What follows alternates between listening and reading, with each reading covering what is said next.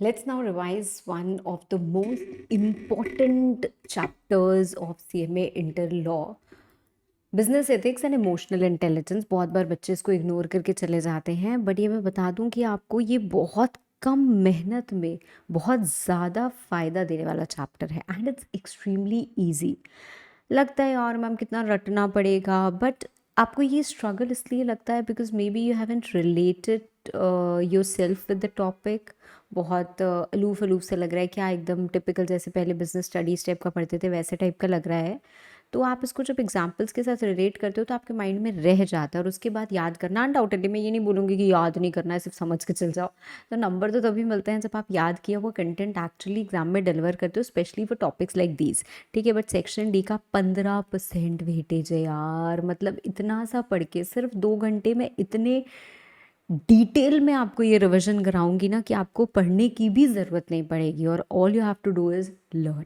ठीक है, तो वो तो नहीं करा सकते ना। ठीक है, आप साथ साथ रिपीट करते रहोगे, लिखते रहोगे तो याद भी हो जाता है, बट याद करने वाला जो एफर्ट है वो 100% कभी भी टीचर का नहीं हो सकता है। It has to be done from your end also. ठीक है, तो business ethics and emotional intelligence, obviously emotional intelligence भी एक टॉपिक है, और बिजनेस एथिक्स के बारे में, एथिक्स के बारे में बहुत कुछ पढ़ना है।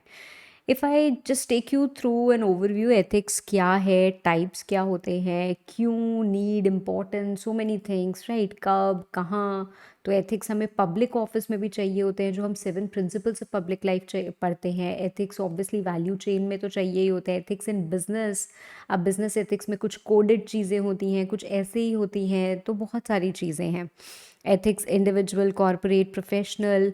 इनफैक्ट प्रोफेशनल एथिक्स की अगर हम बात करें तो प्रोफेशनल अकाउंटेंट्स वगैरह क्या एथिक्स होल्ड करना चाहिए, तो mission statement of ICMAI, right.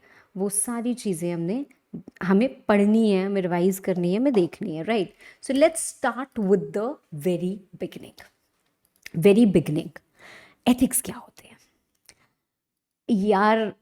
मान लो आप एक आपने मिस्टर एक्स एक पेशेंट हैं, और वो पहुंचते हैं एक हॉस्पिटल में, और उनको थोड़ा सा पेट में दर्द हो रहा है। अब वहाँ पे डॉक्टर बोले कि आपके तो गॉल ब्लैडर में स्टोन्स आ गए हैं, और आपका तो गॉल ब्लैडर हटाना पड़ेगा। अब डॉक्टर ने सोचा ज़्यादा से ज़्यादा क्या होगा यार, 10 में से 5-6 लोग तो गॉल ब्लैडर हटा ही रहे हैं, इनका भी हटा देंगे तो क्या बड़ी बात हो जाएगी, ऐसा थोड़ी ना कि इंसान मर जाएगा या कुछ हो जाएगा। तो उन्होंने अननेसेसरली उस बंदे का गॉल ब्लैडर हटा दिया। ये एथिकल है या अनएथिकल है? मैम ऑब्वियसली ये सोच के ही बहुत अजीब सा लगता है, और ऑब्वियसली ये अनएथिकल है। हम गए फ्रूट्स खरीदने, और वहाँ से हम एक वाटरमेलन लेके आए, और उसके बाद जब हमने उसको पानी में डाला तो पानी लाल हो गया। पता चला कि it has been injected with a lot of chemicals and all of that, right. जिससे जो इस हद तक इंजेक्ट किया गया है कि it has turn so poisonous कि कोई भी इंसान खाएगा तो उसकी डेथ तक हो सकती है। इंजेक्ट करने वाले इंसान ने जो ये काम किया थोड़े से पैसे के लालच में, ये एथिकल है या अनएथिकल है? मैम अनएथिकल है। तो मतलब एथिक्स क्या होते हैं ma'am?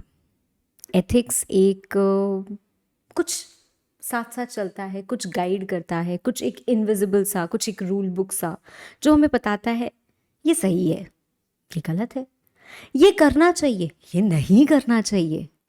Correct? I hope you all agree. अब अगर मान लो आज के ज़माने की हम बात करें, ये जो डॉक्टर ने किया ऐसा पता चल जाए, बाद में वो डिनाई करे कि नहीं, अल्ट्रासाउंड या कहीं से किसी को कोई पुराना अल्ट्रासाउंड मिल जाए या कुछ हो, वहाँ से निकलवा ले, और उसमें क्लियर हो जाए कि नहीं यार गॉल ब्लैडर में तो स्टोन्स थे ही नहीं, ये डॉक्टर ने तो मिसलीड किया है, और बस एक रील की दूरी, उसके बाद सीधे जेल में मिलना हो जाएगा ज़रूरी। Because of digital communication these days, एक रील बस वायरल होने की देर है और सारा खेल खेल खत्म। तो nowadays people have to be more conscious. देखो, एथिक्स आपके सेट ऑफ रूल्स होते हैं जो डिफाइन करते हैं आपका कंडक्ट, राइट और wrong, right? We'll come to that. What you have to write, we will come to that. What type of questions can be asked, we'll come to that. Question पूछे जाते तो उसमें लिखना क्या है, we'll come to that, right? But फिलहाल एक step at a time. Technology और डिजिटल कम्युनिकेशन की वजह से it is so easy to identify people's missteps which can actually have very serious implications and consequences. तो लोग क्या करेंगे, तुरंत आपको एक विलन बना देंगे, जो कि आप हो, अगर कोई ऐसा डॉक्टर कर रहा है तो एक्चुअली वो है, ठीक है, और तुरंत आपका जीना एकदम खराब हो जाएगा। तो आपकी प्रोफेशनल रेप्यूटेशन एक सेकंड में चली गई। लॉफुली तो आपके अगेंस्ट एक्शन लिया ही जाएगा, और सोसाइटी भी आपको बॉयकॉट कर देगी, और your reputation is going to be at stake. सबसे पहली बात, ठीक है। So it is very important कि हम चीज़ों को एथिकल तरीके से करें। अब एथिकल तरीके से करें मतलब मैम क्या है, तो एथिक्स क्या है, ethics they are a set of rules that define right and wrong content. Point number 1, अगर आपसे एग्जाम में पहला सवाल जो है वो पूछा जाता है कि what do you mean by ethics and explain the types of ethics, और explain the importance of ethics, और explain the nature and relevance of ethics to the business, ठीक है, ये सारी टाइप के, देखो हम पूरे अगर एथिक्स के बारे में बात करें तो हमारे पास अलग अलग यूनिट्स में एथिक्स डिवाइडेड है। अगर हम स्टडी मटेरियल की बात करें, और मैंने सारे यूनिट्स को यहाँ पे इनकॉर्पोरेट करके चार्ट्स में बनाया हुआ है, ठीक है।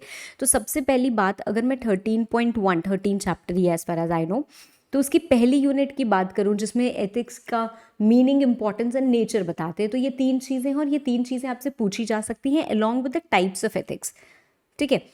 इसमें से कुछ आपके ऑब्जेक्टिव या एमसीक्यूज भी होते हैं, बट यूजुअली बहुत ज़्यादा एमसीक्यूज इस पर्टिकुलर चैप्टर से नहीं आते। जैसे सबसे पहली चीज़ है कि एथिक्स कहाँ से आया, तो एथिक्स आइडियली एक ग्रीक वर्ड है, it is derived from a Greek word called as ethos, but आपकी बुक में शायद लैटिन वर्ड लिखा हो, जो भी लिखा हो उस पर बहुत ज़्यादा डिबेट नहीं करना और मान लेना, इंस्टीट्यूट का ऐसे जो मन करता है वो लिख देते हैं, ठीक है।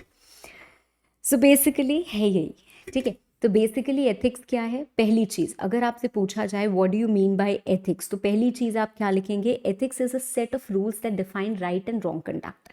Ethics is derived from a Latin word, Greek word ethos, ठीक है, जिसका मतलब होता है कैरेक्टर, ठीक है।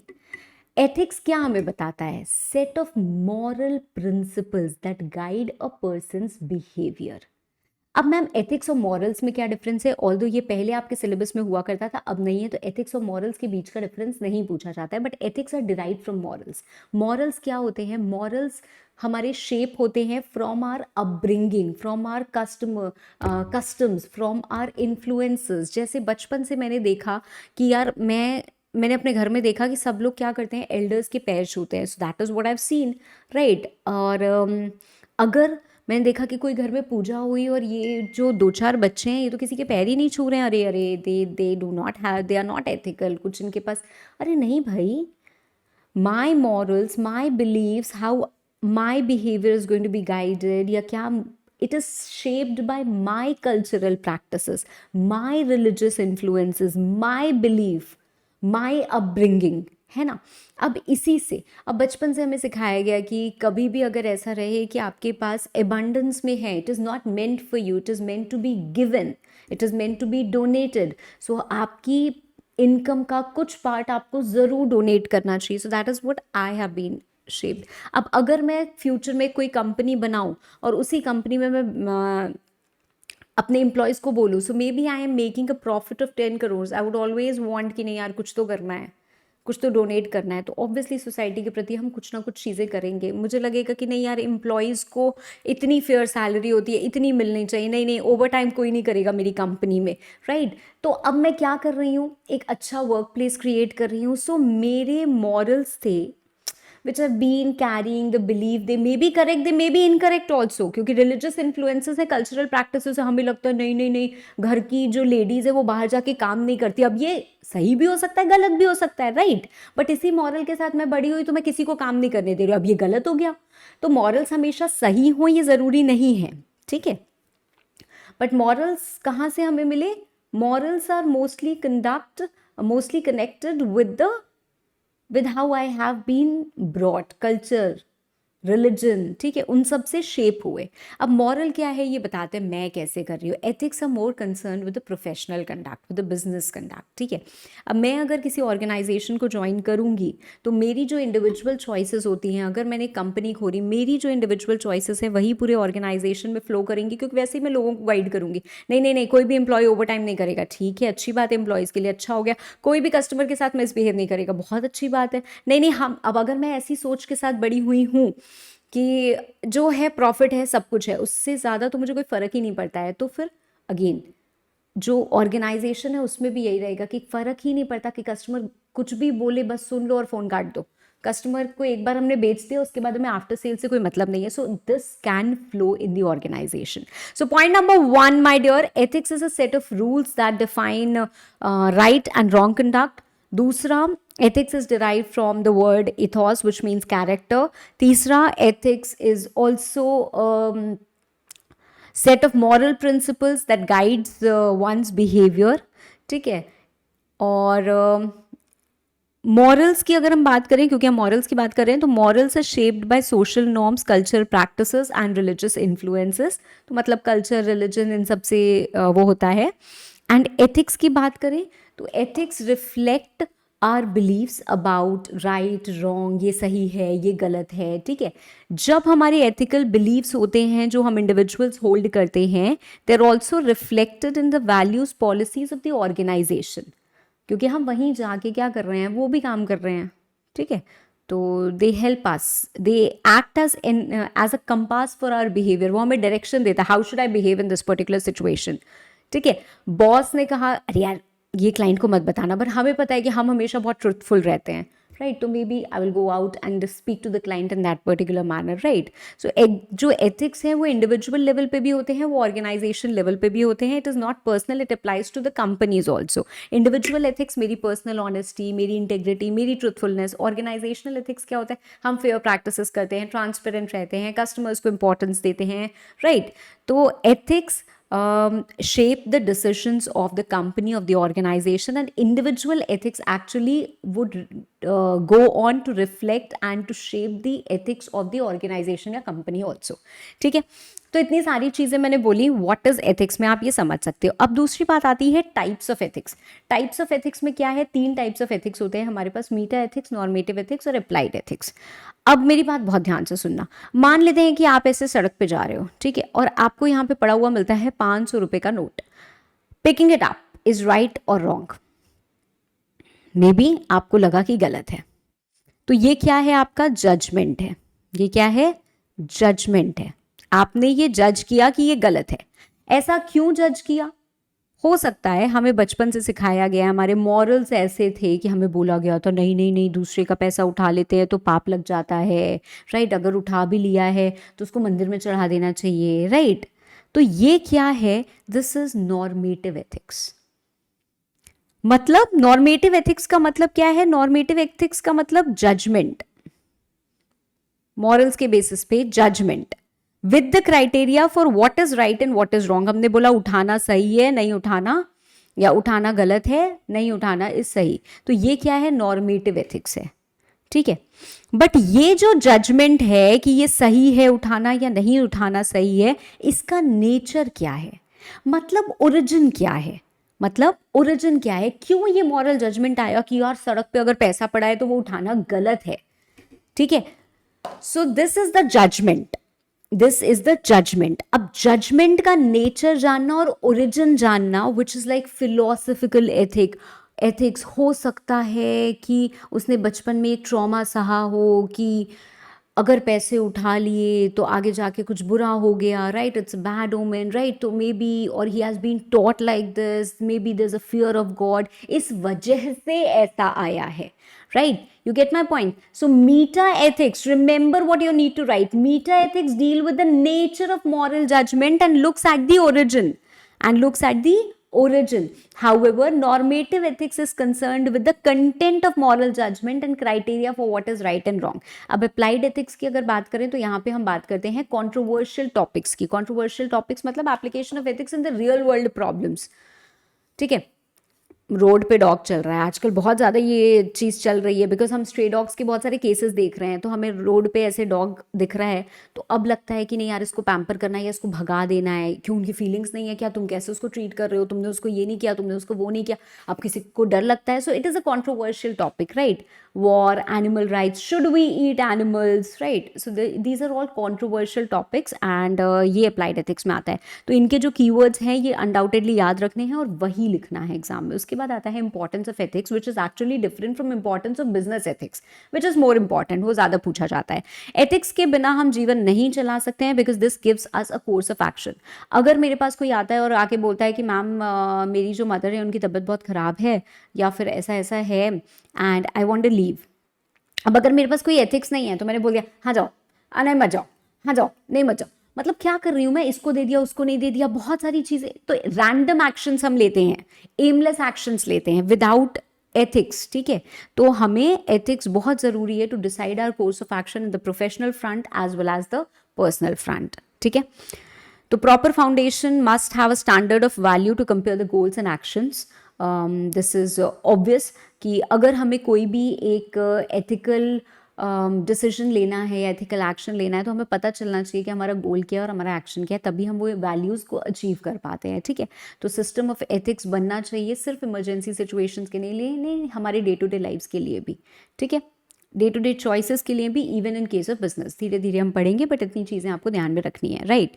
उसके बाद nature and relevance to business. Ethics की अगर मैं बात करूं तो nature and relevance to business. Business में एथिक्स कैसे इंपॉर्टेंट है, तो कंपनी की सक्सेस में सिर्फ फाइनेंसेस का ही सारा रोल नहीं होता है. एंड जो मैनेजमेंट फिलॉसफी होती है, जैसे मैनेजमेंट है, जैसे मैंने कहा कि मैं एक इंडिविजुअल हूँ, मेरे मॉरल्स से मेरे एथिक्स बने और मेरे इंडिविजुअल एथिक्स, मैंने ये ऑर्गेनाइजेशन ज्वाइन कर लिया तो वो उस ऑर्गेनाइजेशन के भी एथिक्स बन गए because I am in the management और वहीं से एथिक्स फ्लो हो रहे हैं. तो मैं सारी चीज़ें जो गाइड करती हूँ, जो ट्रेनिंग देती हूँ, सब एथिकल देती हूँ, राइट. तो जो मेरे एथिकल प्रैक्टिसेस और बिहेवियर थे वो इस ऑर्गेनाइजेशन के भी बन गए, तो क्योंकि मैं एम्प्लॉयज़ को भी वैसे ही डायरेक्ट कर रही हूँ, वैसे ही गाइड कर रही हूँ, है ना, तो वो चीज़ें हो गई, राइट.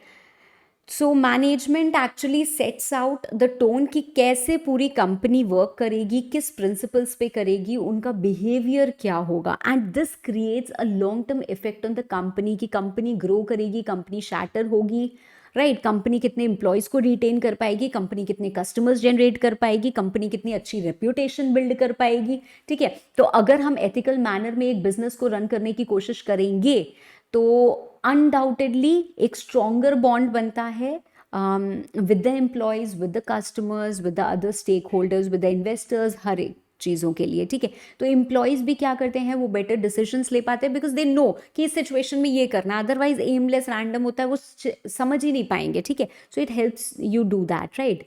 एम्प्लॉय मोराल भी बूस्ट होता है, पूरा ऑर्गेनाइजेशन बेनिफिट करता है. There is profitability not just in the short run but also in the long run. हमें देखने में नहीं लगता है कि लॉन्ग रन में ऐसे शॉर्ट रन में तो समझ ही नहीं आता है कि प्रॉफिट है, कई बार तो लॉस भी लगेगा कि अरे यार बेकार में एथिक्स के चक्कर में पड़ गए, वो कस्टमर लेने को तैयार तो उसको दे देते, टूटा हुआ था तो क्या होगा, हो सकता है ना, बट लॉन्ग टर्म में वो आपको हेल्प करेगा. ठीक है, so it also helps you build up the positive public image, right. Long term में हेल्प करता है. Companies reputation is that it does not operate ethically. Investors stock नहीं खरीदेंगे, एथिकल बिहेवियर इंक्रीज होगा तो पॉजिटिव पब्लिक इमेज भी बनेगी, right. So these are all the points which actually help us know कि एथिक्स की क्या रेलिवेंस है बिजनेस में, एथिक्स की क्या रेलिवेंस है बिजनेस में. ओके, अब नेक्स्ट पॉइंट पे आते हैं हम, अभी लिखूंगी the 7 principles of public life. सिर्फ एक और एक ही क्वेश्चन है ये, जो हमारी सेकंड यूनिट आती है, जो हमें पूरे के पूरे हमारे एथिक्स वाले टॉपिक में पढ़नी है, तो उसमें सिर्फ और सिर्फ यही क्वेश्चन आता है और यही आता है. ठीक है, एक आध आपके एमसीक्यूज बन सकते हैं, जैसे 7 प्रिंसिपल्स ऑफ पब्लिक लाइफ किसने सेट की थी. So we have Lord Nolan. ठीक है, ये एमसीक्यू में आ सकता है, किस ईयर में, इन द ईयर 1995. ठीक है, तो थोड़ा सा ये एक आध चीज़ आप याद रख सकते हो, बेसिकली ये चीज़ आप याद रख सकते हो. अदरवाइज ये 7 प्रिंसिपल्स हैं हमारे पास, इसके कोई भी निमोनिक बना लो बट ये रट लेना है. ठीक है, इसका कुछ भी इफ एंड बट नहीं होना चाहिए कि अरे मैम ये क्वेश्चन छोड़ दें क्या, यार ये ऐसे क्वेश्चन जो छोड़ के जाते हैं या ऐसे टॉपिक्स जो छोड़ के जाते हैं वो महा बेवकूफ़ स्टूडेंट्स होते हैं, राइट. मतलब उनका तो आईक्यू भी बहुत ही लो है, समझ लो आप, ठीक है। आईक्यू उसका हाई है जो कम से कम थोड़ा स्मार्ट अप्रोच लगा के अच्छे से सेग्रीगेट कर पा रहा है कि हाँ यार ये तो नहीं छोड़ के जाना है, ये तो पढ़ के जाना ही जाना है, ठीक है। So this is one of those, right.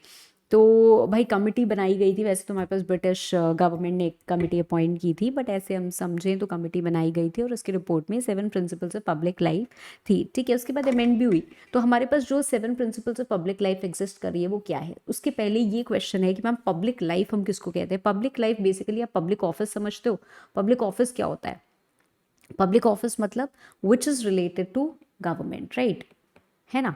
और पब्लिक ऑफिस जैसे हम यहाँ से गए, कोई भी डेवलपमेंट अथॉरिटी होता है, म्यूनिसिपल कॉरपोरेशन होता है, हमारे पास पुलिस होती है, राइट।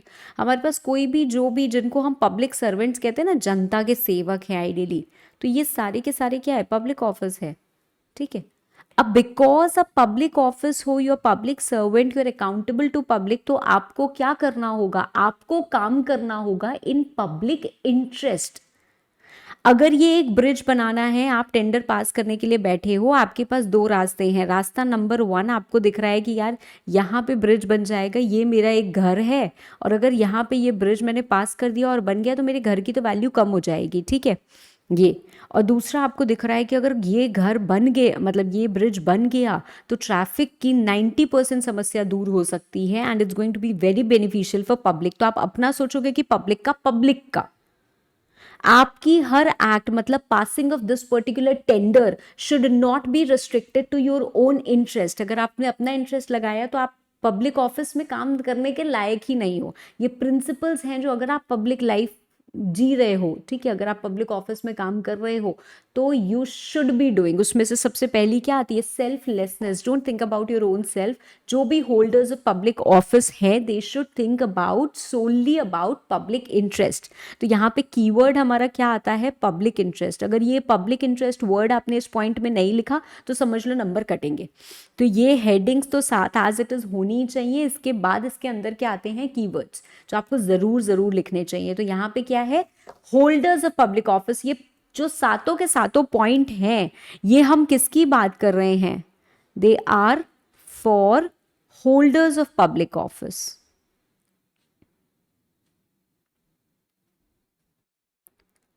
ठीक है।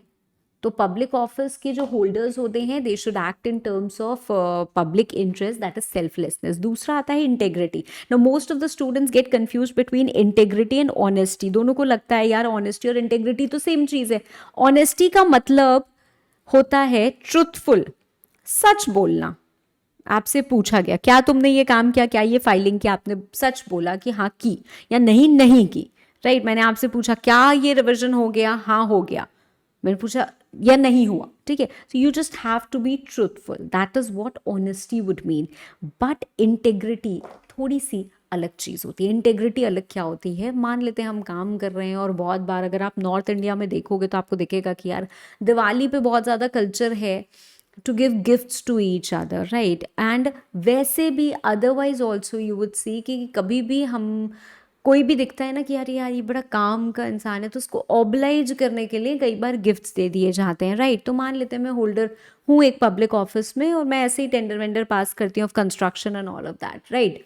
तो कोई बंदा मेरे पास आया, अभी उसको मुझसे कोई काम नहीं है, ठीक है, और वो मेरे पास आया और उसने कहा कि अरे मैं वहाँ दुबई घूमने गया हुआ था और मैम वहाँ पे तो भाई आपको पता ही है कि गोल्ड वोल्ड कितना अच्छा मिलता है, तो ये एक छोटा सा मुझे आपके लिए पसंद आया तो मैं ले आया, ठीक है। ये नहीं मैं तो आप ही के लिए लाया हूँ, तो ये एक छोटा सा सेट है जो आप रख लीजिए, छोटी सी रिंग है। रिंग साउंड्स टू मतलब जस्ट बीइंग अ गर्ल वो थोड़ा सा अलग सा साउंड करता है, बट कुछ भी ऐसा लेके आया, ठीक है।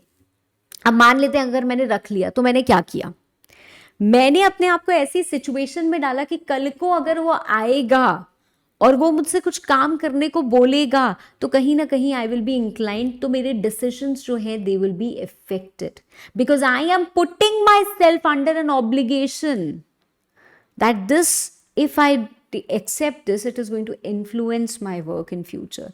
तो मुझे कोई भी चीज़ ऐसी लेनी नहीं चाहिए जो ऐसे इन्फ्लुएंस कर सके, जो ऐसे इन्फ्लुएंस कर सके, ठीक है, सो दैट इज इंटेग्रिटी। अब इंटेग्रिटी और ऑनेस्टी का कनेक्शन क्या है? इंटेग्रिटी का मतलब है जो ऑनेस्टी से ही डिराइव होती है कि अगर मैं ऑनेस्ट हूँ, अगर मैं अच्छी हूँ, अगर मैं सच्ची हूँ, तो at all times I have to maintain that integrity. मेरी इंटेग्रिटी कहीं पे भी कॉम्प्रोमाइज नहीं होनी चाहिए, ठीक है। So I will never put myself in a situation जहां पे दैट इज, अगर मैं वैसे प्रेजेंट करूं तो जो होल्डर्स ऑफ पब्लिक ऑफिस होते हैं they should avoid always putting themselves in a situation, या मतलब उनको ऐसा कुछ करना नहीं चाहिए या एक्सेप्ट नहीं करना चाहिए जो इनअप्रोप्रिएटली उनके काम को इन्फ्लुएंस करे, ठीक है।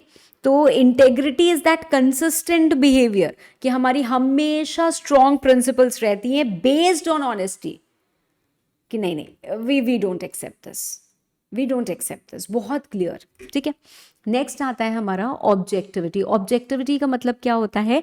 Taking impartial decisions, taking impartial decisions. Impartial decisions का मतलब क्या है? जैसे बहुत बार ऐसे स्कूल्स वगैरह में भी होता है, let's say one child has to represent the school. अब ये पर्टिकुलर चाइल्ड मेरा फेवरेट है and this particular child is actually doing better than this, तो मुझे किसको चूज करना चाहिए? इसको चूज करना चाहिए, राइट। या फिर ये जो पर्टिकुलर चाइल्ड है ये किसी टीचर का बच्चा है, which happens very commonly in all the schools almost, ठीक है। तो अगर ऐसा कुछ है तो क्या इसको आगे भेजना चाहिए? नहीं नहीं नहीं, ये नहीं होना चाहिए, right. So that is objectivity. अगर आपको कोई टेंडर पास करना है, so not on the basis कि इसके साथ मेरे टर्म्स अच्छे हैं, ये तो मेरा अच्छा दोस्त है, Fairlie on the basis of merit, ठीक है। इनफैक्ट आप बहुत सारी वेब सीरीज़ वगैरह भी देखोगे, वहाँ पे भी जैसे IAS वगैरह या TVF की भी निकली हुई है, ठीक है, एस्पिरेंट्स वगैरह, तो उसमें भी आप देखोगे कि ऑब्जेक्टिविटी वाला क्लॉज आ जाता है कि अरे ये तुमसे जुड़ा हुआ था इसलिए तुमने उसको दिया, या ऐसा कुछ। Then comes your accountability. Accountability का मतलब क्या है? किसी भी डिसीजन के लिए you have to be accountable, and in case ऐसा होता है कि जैसे आपने कोई चीज़ पास की, आपने कुछ किया था और उसके बाद उसकी स्क्रूटनी आई, then you have to submit yourself to the scrutiny कि हाँ I will assist in the process, ठीक है, I will assist in the process. उसके बाद आता है ओपननेस। ओपननेस का मतलब क्या है? आप जो भी डिसीजंस लोगे बहुत ओपन, ट्रांसपेरेंट और फेयर मैनर में लोगे, ठीक है। ऐसा नहीं है कि हमारा टेंडर क्यों रिजेक्ट हुआ, हमें तो पता है कि सबसे लो है, हमारी तो इनसे भी बात होती है, हमने तो नहीं नहीं हम आपको इन्फॉर्मेशन नहीं दे सकते, हमेशा ऐसी चीज़ें नहीं होती हैं, ठीक है। जो भी चीज़ें, किसको मिला है टेंडर हम नहीं बता सकते, अरे जो भी है आपका इन्फॉर्मेशन यहाँ पे डिस्प्लेड है। जब टेंडर निकलेगा तो ऐसा नहीं होगा कि इनको तो बता दिया गया और बाकी लोगों को पता ही नहीं चला। एक दिन जस्ट पहले हमने ऐसे निकाल दी नोटिस रात में 9 बजे की 10 बजे इज़ द लास्ट टाइम जब तक आप टेंडर फाइल कर, ये तो गलत है ना। तो अगर आप कर रहे हो तो आप ओपन और ट्रांसपेरेंट मैनर में करो, आप इन्फॉर्मेशन को विदहोल्ड मत करो फ्रॉम पब्लिक, ठीक है। ऑनेस्टी मैंने ऑलरेडी बता दिया। लास्टली हमारा आता है लीडरशिप। लीडरशिप का मतलब क्या है? You should be a good leader. If you are in a public office में हमेशा एक सुपरवाइजर, एक लीडर होता है जो वहाँ की सारी चीज़ों को देख रहा है, right. So you should actively promote the principles of, and कहीं पे भी अगर पुअर बिहेवियर हो रहा है, किसी के साथ कुछ कोई किसी को हैरेस कर रहा है, या फिर he is not diligently doing the work properly, right. आपको दिख रहा है कि आप यहाँ को इस सेंटर को मैनेज कर रहे हो, आपको दिख रहा है आपके 2 एम्प्लॉयज़ तब से लंच टाइम बोल के 4 घंटे से आए नहीं, यहाँ पे पब्लिक परेशान हो रही है। So you should be a good leader and step in whenever required, ठीक है। तो ये क्या होती हैं? 7 principles of public life, okay. Now इनकी relationship, that is the relationship between ethics and law, बिल्कुल वैसी है जैसी आज के कपल्स की रिलेशनशिप होती है, दैट इज कॉम्प्लेक्स। ये एक्चुअली एग्जाम में MCQ आता है। Relationship between laws and ethics is complex. Why is it complex? For many reasons, ठीक है। बट सबसे पहली चीज़ समझने वाली ये है कि लॉ और एथिक्स होते क्या हैं। ये जो लॉज है ना, ये एथिक्स से भी डिराइव हुए हैं और कस्टम से भी डिराइव हुए हैं और सिचुएशन से भी डिराइव हुए हैं, बहुत चीज़ों से डिराइव हुए हैं। तो एथिक्स जो है हमारे लॉज से भी डिराइव हुए हैं, ठीक है। Ethics can vary from person to person, हाँ या ना? मेरे एथिक्स अलग हो सकते हैं, आपके एथिक्स अलग हो सकते हैं, आपको ये चीज़ सही लग सकती है, मुझे गलत लग रही है, आपको सही लग रही है, मुझे मतलब आपको गलत लग रही है, मुझे सही लग रही है, बहुत सारी चीज़ें हो सकती हैं, ठीक है। अब बहुत बेसिक सी स्टार्टिंग अगर करें तो मैं अगर आपसे पूछूं, should we throw that waste in rivers? Industrial waste कितना एमिट आउट होता है, एयर में जाता है, पोल्यूशन होता है, कई बार industrial waste is thrown into the water bodies, तो वहाँ पे वाटर पोल्यूशन हो रहा है ना। तो ये सब चीज़ें हो रही हैं कि नहीं हो रही हैं? तो एथिकली हमें लगता है नहीं नहीं, अरे जैसे in fact if I take that example of river Ganga, तो क्या है वहाँ से हमारी कुछ प्रेयर्स, वर्शिप, ये सब भी जुड़ा हुआ है, right? So we are like नहीं, holy river Ganga, we should not be throwing anything, उसको हमें वो नहीं करना है, तो ये हमारे एथिक्स से आ गया। But at the same time ethical चीज़ें होती हैं कि सफाई रखो यार, उसको ट्रबल नहीं करो, ऐसा नहीं करो, वैसा नहीं करो, उन सब चीज़ों से लॉज भी बने हुए हैं। We have water prevention and control of pollution act, likewise we have air prevention and pollution of control of pollution act, right? तो ये सब क्या है, इतने सारे इंडस्ट्रियल लॉज हैं जहाँ पे बोला गया है कि नहीं लोगों के लिए, इंडस्ट्रीज में जो आपके वर्कर्स हैं, हमने पढ़ा है ना इंडस्ट्रियल लॉज में कितनी सारी चीज़ें, फैक्ट्रीज एक्ट में आपने पढ़ी, क्या पढ़ा है उसमें? पढ़ा है ना कि वेलफेयर मेजर्स होने चाहिए, सेफ्टी मेजर्स होने चाहिए। तो क्यों होने चाहिए? एथिक्स से ही लॉज बने हुए हैं, right? So basically ethics and law they go hand in hand, they are equally important. भाई देखो हैंड इन हैंड, मैम अगर हम कहते हैं कि ये सही है और ये गलत है, और ये लॉ बन गया कि ये गलत है, तो अब लॉ बन गया ना, और लॉ क्या होता है? Law has to be followed by everyone, right? तो लॉ तो हर कोई फॉलो करेगा। Codified norms enforced by state, external obligations enforced by state, मतलब गवर्नमेंट इसको एनफोर्स कराते। कोडिफाइड नॉर्म्स मतलब हमारे एकदम प्रॉपर कोड्स में लिखे होते हैं, राइट? ये रूल्स हैं, ये सबको फॉलो करने हैं। अब ट्रैफिक सिग्नल पे अगर रेड लाइट है तो सबको रुकना ही रुकना है ना? अब इसमें एथिक्स हो कि नहीं नहीं उसको भी जाने दो, ये वो, इससे हमें क्या फर्क पड़ता है? मैम लॉज है ना, तो लॉज तो अकेले चला सकते हैं। Why they go hand in hand? They go hand in hand because laws can not be prevalent everywhere. Supreme court ने बैन कर दिया, मान लो लाउड स्पीकर रात में 10 से 6 नहीं बजाना है, ठीक है? डे टाइम का क्या? अब मुझे क्लास लेना है, ठीक है, या किसी को पढ़ाई करनी है बहुत अर्जेंट, आपका एग्जाम है, किसी के सर में दर्द हो रहा है, कुछ भी है, राइट? और कोई एकदम बंदा है जो लाउड स्पीकर एकदम फुल वॉल्यूम पे चला रहा है, तो क्या किया जाए? अब इससे स्पेसिफिक लॉ नहीं है ना, ठीक है, हम कंप्लेन कर सकते हैं, बहुत सारी चीज़ें होती हैं, बट व्हाट अबाउट इट? तो यहाँ पे क्या होगा, क्या है जो हमें रोक देगा ये करने, ये ना करने से या ये करने से? It is our ethics. तो अब मैम अगर एग्जाम में क्वेश्चन आएगा कि relationship between ethics and law, so what are we going to write? We are going to write what are law, what is law, right? What is ethics या what are ethics? तो इसकी meaning क्या है, इसकी applicability क्या है, that it is applies to everyone, it can vary from person to person. अगर हम लॉ को फॉलो नहीं करते हैं, इन्फोर्सिबिलिटी क्या होगी? We can be punished, but here ethics are not enforceable. अरे तुमने ऐसा कैसे किया, कर दिया तो कर दिया, ठीक है, ओके। सो सबसे पहली चीज़ हम क्या यहाँ पे लिख देंगे? मीनिंग। दूसरी चीज़ हम क्या लिख देंगे? एप्लीकेबिलिटी। तीसरी चीज़ एनफोर्सिबिलिटी। चौथी चीज़ रिलेशन एंड डिपेंडेंसी, ठीक है? तो ये 5 चीज़ें अगर आप लिख के आ जाओगे एग्जाम में, क्योंकि क्वेश्चन आता है तो यही आता है, explain the relationship between ethics and law, right? तो इसके बाद क्या है? कॉम्प्लेक्स है relationship. Many laws are representative of ethics, अभी मैंने आपको बताया। फॉर एग्जाम्पल हम क्लीनिंगनेस की बात करते हैं या डाउरी की बात करें तो, right? laws have also shaped ethics and ethics have also shaped laws, right? At the same time laws have shaped ethics, ठीक है? तो इन दोनों के बीच की रिलेशनशिप कॉम्प्लेक्स ही है। लॉ से एथिक्स बना, एथिक्स से लॉ बना। अब बहुत सारा लॉ बन गया ना, पहले तो डाउरी मजे में लोग लेते थे, जब ये लॉ बन गया क्योंकि देखा गया कि इतना नुकसान पहुंच रहा है या डाउरी की वजह से लोगों को, तो लॉ बन गया। एक रिग्रेसिव डॉक्ट्राइन थी जो चली आ रही थी, राइट? तो ये लॉ बन गया कि नहीं अब डॉक्ट्राइन डाउरी नहीं लेना है। सो धीरे धीरे क्या हो गया? They have shaped the ethics also. बताओ तुम ये कर रहे हो, you get it, because law is there कि नहीं यार डाउरी इज अ क्राइम, तो धीरे धीरे लोगों को पता चला, राइट? रिसेंटली स्टैब्लिश किया गया था कि marital rape is a crime, तो धीरे धीरे लोगों को पता चलेगा। So at the same time laws are also shaping the ethics and ethics have also shaped the laws, ठीक है? Laws are not enough to promote ethical behavior. Why? Because laws cannot be prevalent everywhere.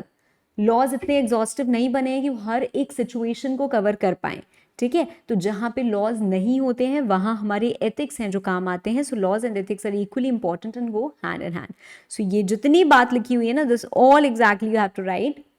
Exactly नहीं मतलब ऐसे chart ward बना के नहीं आ जाना, paragraph form में लिखना है बट लिखना है. ठीक है, सो दैट इज अगर हम बात करें वैसे तो हमारी जो थर्ड यूनिट होती है relationship between ethics and law वो आती है. ठीक है, इसके बाद we talk about business ethics. business ethics and its relevance to business. Now business code of ethics अगर मैं बहुत सिंपल लैंग्वेज में आपको बताऊं तो ये क्या है, एक मॉरल रूल बुक है. किसकी? For a company, for an organisation.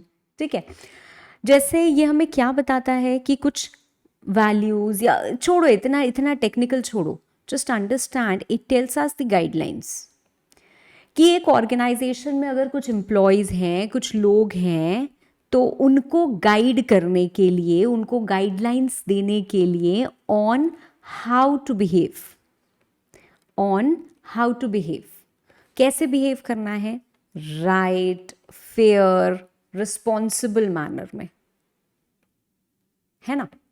तो ये क्या है, basically imagine it as a moral rule book, आप समझ सकते हो, फॉर अ कंपनी. ठीक है, मतलब बिजनेस में क्या ये करना सही है, क्या ये करना गलत है, इस सिचुएशन में हमें क्या करना चाहिए, right. How should the employees behave in a particular situation, कि अगर क्लाइंट ऐसे कर रहा है तो आपको क्या करना है. जैसे बहुत सारे ऑर्गेनाइजेशन ऐसे बोल सकते हैं कि अगर क्लाइंट आपको अनबंड बोले तो put the phone down, right. तो ये क्या है, एक कोड ऑफ एथिक्स है, कुछ पॉलिसीज हैं which are based on values, which are based on laws. Law में बहुत सारी चीजें लिखी होती हैं कि आपको कस्टमर को के ग्रीवियंस को एड्रेस करना है 90 डेज में. अगर आप पर्टिकुलर सेक्टर में फॉलो कर रहे हो या गवर्नड बाय सम रेगुलेशंस, तो आपको वो करना ही करना पड़ेगा. तो लॉ के हिसाब से हमने ये बनाया और हम सारे एम्प्लॉयज को बता रहे हैं कि रिप्लाई करना है विद इन 90 डेज. पहली चीज.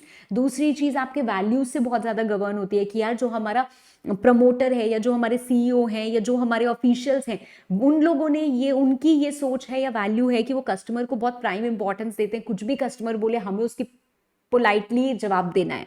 ठीक है, तो हमारे वैल्यूज से, हमारे लॉज के हिसाब से, हमारे ऑर्गेनाइजेशन में जो पॉलिसीज या जो गाइडलाइंस या जो रूल बुक बन रही है, जो सारे एम्प्लॉयज को फॉलो करनी है, that is the business code of ethics. ठीक है, बिजनेस कोड ऑफ एथिक्स. ठीक है, अब हम आगे एक और चैप्टर है इंटरनल कोड ऑफ एथिक्स, जहाँ पे स्पेसिफिकली हम देखते हैं एक ऑर्गेनाइजेशन का internal code of ethics. But फिलहाल we are talking about business code of ethics. And business code of ethics में यहाँ पे हमें क्या पढ़ना है, राइट, बिकॉज अल्टीमेटली हम एग्जाम के लिए रिविजन कर रहे हैं, वरना हम एथिक्स तो कितना भी डिस्कशन कर सकते हैं. तो हमें यहाँ पे क्या पढ़ना है, we have to understand and we have to learn basically these 5 points. So ये चीज तो समझ में आ गई कि what is business code, अरे रे रे, what is business code of ethics. ठीक है, अब हमारा जो कोड ऑफ एथिक्स होता है वो प्राइमा फेसी, उसमें ये 5 चीजें होनी चाहिए. 5 चीजें क्या होनी चाहिए? Law, it should be caring, confidentiality, professional appearance and green practices. ठीक है, ये क्या एग्जैक्टली यही याद करना पड़ेगा, 100 नहीं 1000% आपको एग्जैक्टली यही याद करना है. अगर इसको 19-20 लिखोगे तो फिर एक्सपेक्ट मत करना कि पूरे नंबर मिलेंगे. हार्श लगता है, अनफेयर लगता है, जो भी लगता है लगे, बट एग्जामिनर एक सर्टेन ग्राउंड पे ही आपको मार्क्स दे सकता है. ठीक है, बहुत तेज एग्जाम वो जो चेकिंग करने बैठे हैं वो लोग नहीं हैं. ठीक है, तो उनको जो सजेस्टेड और जो गाइडलाइन मिलती है वो उसके हिसाब से ही आपको मार्किंग देते हैं. ठीक है, तो जो आपके लिए है वो सबके लिए है, right. Now promoting green business practices का मतलब क्या है?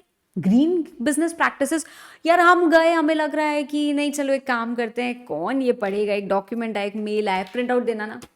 अब आप हर छोटे से मेल को अगर प्रिंट आउट ले रहे हो और आपको दिन में 50 मेल आ रहे हैं, आपने तो 50 प्रिंट आउट निकाल दिए. अगर एक मेल 2 पेज में जा रहा है तो आपने 100 पेज निकाल दिए.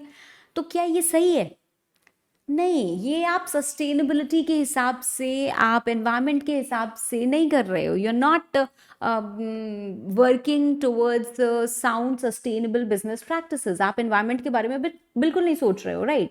तो waste disposal, limiting paper consumption, recycling, ये सारी चीज़ें होनी चाहिए. दूसरा आता है obeying the law.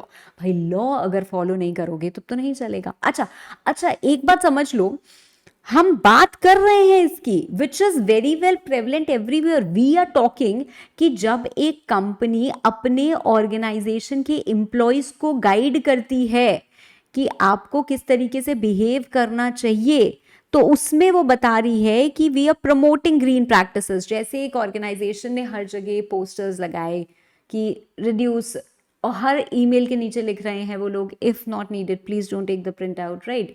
Her document में let's limit the paper consumption, तो वो बता रहा है, राइट। तो वो प्रमोट कर रहे हैं, वो गाइड कर रहे हैं इस तरीके से, ठीक है। दूसरा आता है ओबेइंग द लॉ। भाई मैम लॉ है, ऑब्वियसली एम्प्लॉय फॉलो करेगा ही करेगा। देखो दो चीजें होती है, पहली बात, कई बार लॉ पता भी नहीं होता है एम्प्लॉय को कि अच्छा अगर ये कर देंगे तो मतलब हम लॉ का वायलेशन कर देंगे। तो पहली बात आपकी रिस्पॉन्सिबिलिटी बनती है that you must tell that, right. Although it is something जो लगेगा अरे मैम ये भी कहने की बात है क्या, पर आप कई बार इसको कहते हो, why, because maybe employees don't know it, maybe it creates a double sense of fear कि यार लॉ भी वायलेट किया, जॉब भी हद से जाएगी, क्या होएगा। जैसे if an employee gets a DUI, ये क्या होता है, after the work it could affect his ability to do his job. आपको ये बात पता है? DUI क्या होता है? ड्राइविंग अंडर इन्फ्लुएंस, मतलब दारू पी के गाड़ी चलाना, सिंपल, राइट।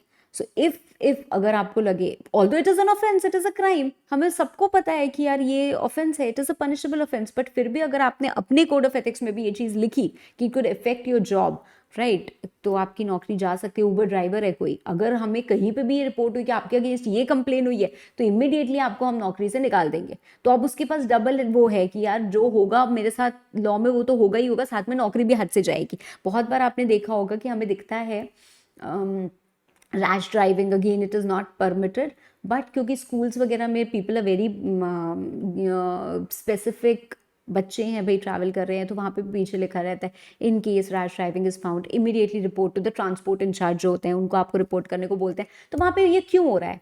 ये उनके गवर्नमेंट की, उनके स्कूल की इंटरनल पॉलिसी है कि देखो हम इतना ध्यान देते हैं। सो it also effect a companies brand. तो स्कूल में पता चलेगा नहीं नहीं यार, इनके स्कूल में अगर ये रिपोर्ट जाती है ना, तुरंत ये निकाल देते हैं उस ड्राइवर को, तो they are very serious about it, right. So it also works on your brand.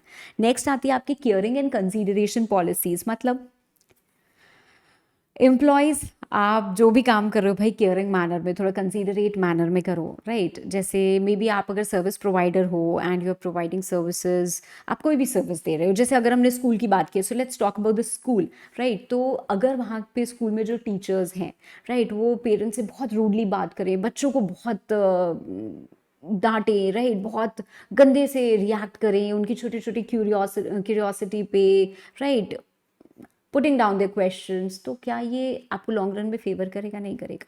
अब इसी स्कूल में अगर they have a very strict policy of being caring and considerate towards the students, towards the parents queries, right, maybe it's a hospital treating the patient which demonstrates care, क्योंकि आपको लग रहा है यार वो आ रहा है पैसे दे रहा है, इतने आपका उसी से चल रहा है ना बिजनेस, राइट, बिजनेस चल रहा है, जो भी आप अर्न कर रहे हो उसी से अर्न कर रहे हो ना। So there should be care and consideration, right. अब कोई हॉस्पिटल में आया है, वो हॉस्पिटल में क्यों आया है? Because he is struggling with something, वो चल नहीं पा रहा है, आप बोल रहे जल्दी चलो जल्दी चलो जल्दी चलो। अरे मंदिरों में तो ये हाल कर ही रखा है आपने, भगवान के तो दर्शन आप करने नहीं देते हो 2 सेकंड से ज़्यादा, वो भी मैं ज़्यादा ही बोल रही हूँ, मुझे लगता है आधा सेकंड मिलता होगा, है ना, बहुत सारे टेम्पल्स में ऐसा हाल है। हाँ, हॉस्पिटल में भी जल्दी चलो, गिर जाएगा वहीं पे यार। बी केयर, बी कंसीडरेट, ठीक है। नेक्स्ट आता है हमारा कॉन्फिडेंशियलिटी एंड प्राइवेसी पॉलिसी। तो एम्प्लॉयज़ को स्ट्रिक्टली बताना चाहिए that they have to maintain confidentiality. उनके पास बहुत सारे कस्टमर्स की पर्सनल प्राइवेट इन्फॉर्मेशन होती है, राइट, कंपनी की बहुत सारी सीक्रेट्स होती है, कंपनी की कॉन्फिडेंशियल इन्फॉर्मेशन होती है। जब भी आप फ्यूचर में जाओगे तो आप सेबी रेगुलेशंस में इनसाइडर ट्रेडिंग वगैरह भी पढ़ोगे, तो वहाँ से भी आपको ये चीज़ें और अच्छे से समझ में आएंगी, ठीक है। उसके बाद आता है प्रोफेशनल अपीयरेंस पॉलिसी। ये क्या है मैम? देखो, प्रोफेशनल अपीयरेंस पॉलिसी की अगर मैं बात करूं तो आज के टाइम में क्या है, कैसे भी लोग जा रहे हैं ऑफिसेस, है ना, जितना अच्छा ऑफिस उतना relaxed appearance policies, right. You can wear a half pant and you can walk in the office, right. तो कंपनी आपके पास एक ड्रेस कोड हो सकता है, हो सकती है, राइट। कई जगह आप देखोगे कि यूनिफॉर्म होती है, ज्वेलर्स वगैरह के पास जाएंगे तो there is a uniform because it gets clear to identify who is the service provider and who is the service receiver, right. तो कई बार ऐसा होता है, और कई बार ऐसा होता है कि ऑर्गेनाइजेशंस में आपको दिखेगा it's like Monday to Thursday you have strict formals but casuals for Fridays, right? तो बहुत बार ऐसा हो सकता है कि your internal code of ethics should have a clear vision about this, right? कि आप क्या अलाउ कर रहे हो. दैट इज नॉट समथिंग कि जैसे आजकल तो बहुत बवाल भी चल रहा है कि यार इसने अपनी प्रोफेशनल अपीयरेंस पॉलिसी में सिंदूर मना कर दिया है, या ये हो गया है, या वो हो गया है, राइट? उससे लोगों के इमोशंस भी इफेक्ट होते हैं, नहीं होते हैं, right? So there are lot of things, but then your business ethics, the business code of ethics are relevant, and इस तरीके से हम अपना value based code of ethics बना सकते हैं, which is a mix of this. Even when we are talking about professional appearance, it should be a kind of mix कि हाँ professional भी लगे और relaxed भी लगे, employees भी खुश रहे. ठीक है? Okay. Next we move to the next unit. Next unit हमारी जो 5th यूनिट आती है वो आती है values and attitudes of professional accountants. अब प्रोफेशनल अकाउंटेंट्स हैं, यहाँ पे हम किसकी बात करें? Of course we are talking about us, है ना? Now this can be asked as a direct question, values and attitudes of professional accountants. ऐसे करके हमें क्वेश्चन आ जाता है, तो उसमें हमें बताना होता है रोल ऑफ मैनेजमेंट, अकाउंटिंग, ऐसे करके भी क्वेश्चन आ जाता है. एक क्वेश्चन आता है वैल्यू चेन के ऊपर, और एक क्वेश्चन आता है mission statement of ICMAI, right? तो ये 4 क्वेश्चंस इसमें से यूजुअली बन जाते हैं, राइट? तो अगर हम सबसे पहले की बात करें, विच इज़ लाइक पैराग्राफ, जिसमें से हमें क्या पॉइंट्स लिखने चाहिए, क्या नहीं लिखने चाहिए. मैम तो कुछ पॉइंट्स यहाँ पे मैंने नोट डाउन किए भी हुए हैं. सबसे पहले you have to understand that professional accountants जो होते हैं, right, they are governed by professional bodies. ठीक है? They have the task of defending financial reporting. Basically I would say they have the task of defending quality of financial reporting. जैसे for example company दिखाना चाहती है कि यार loss है, नहीं छुपा देते हैं, कुछ ऐसे ऊपर नीचे दिखा देते हैं, but accountant would refuse and report the truth.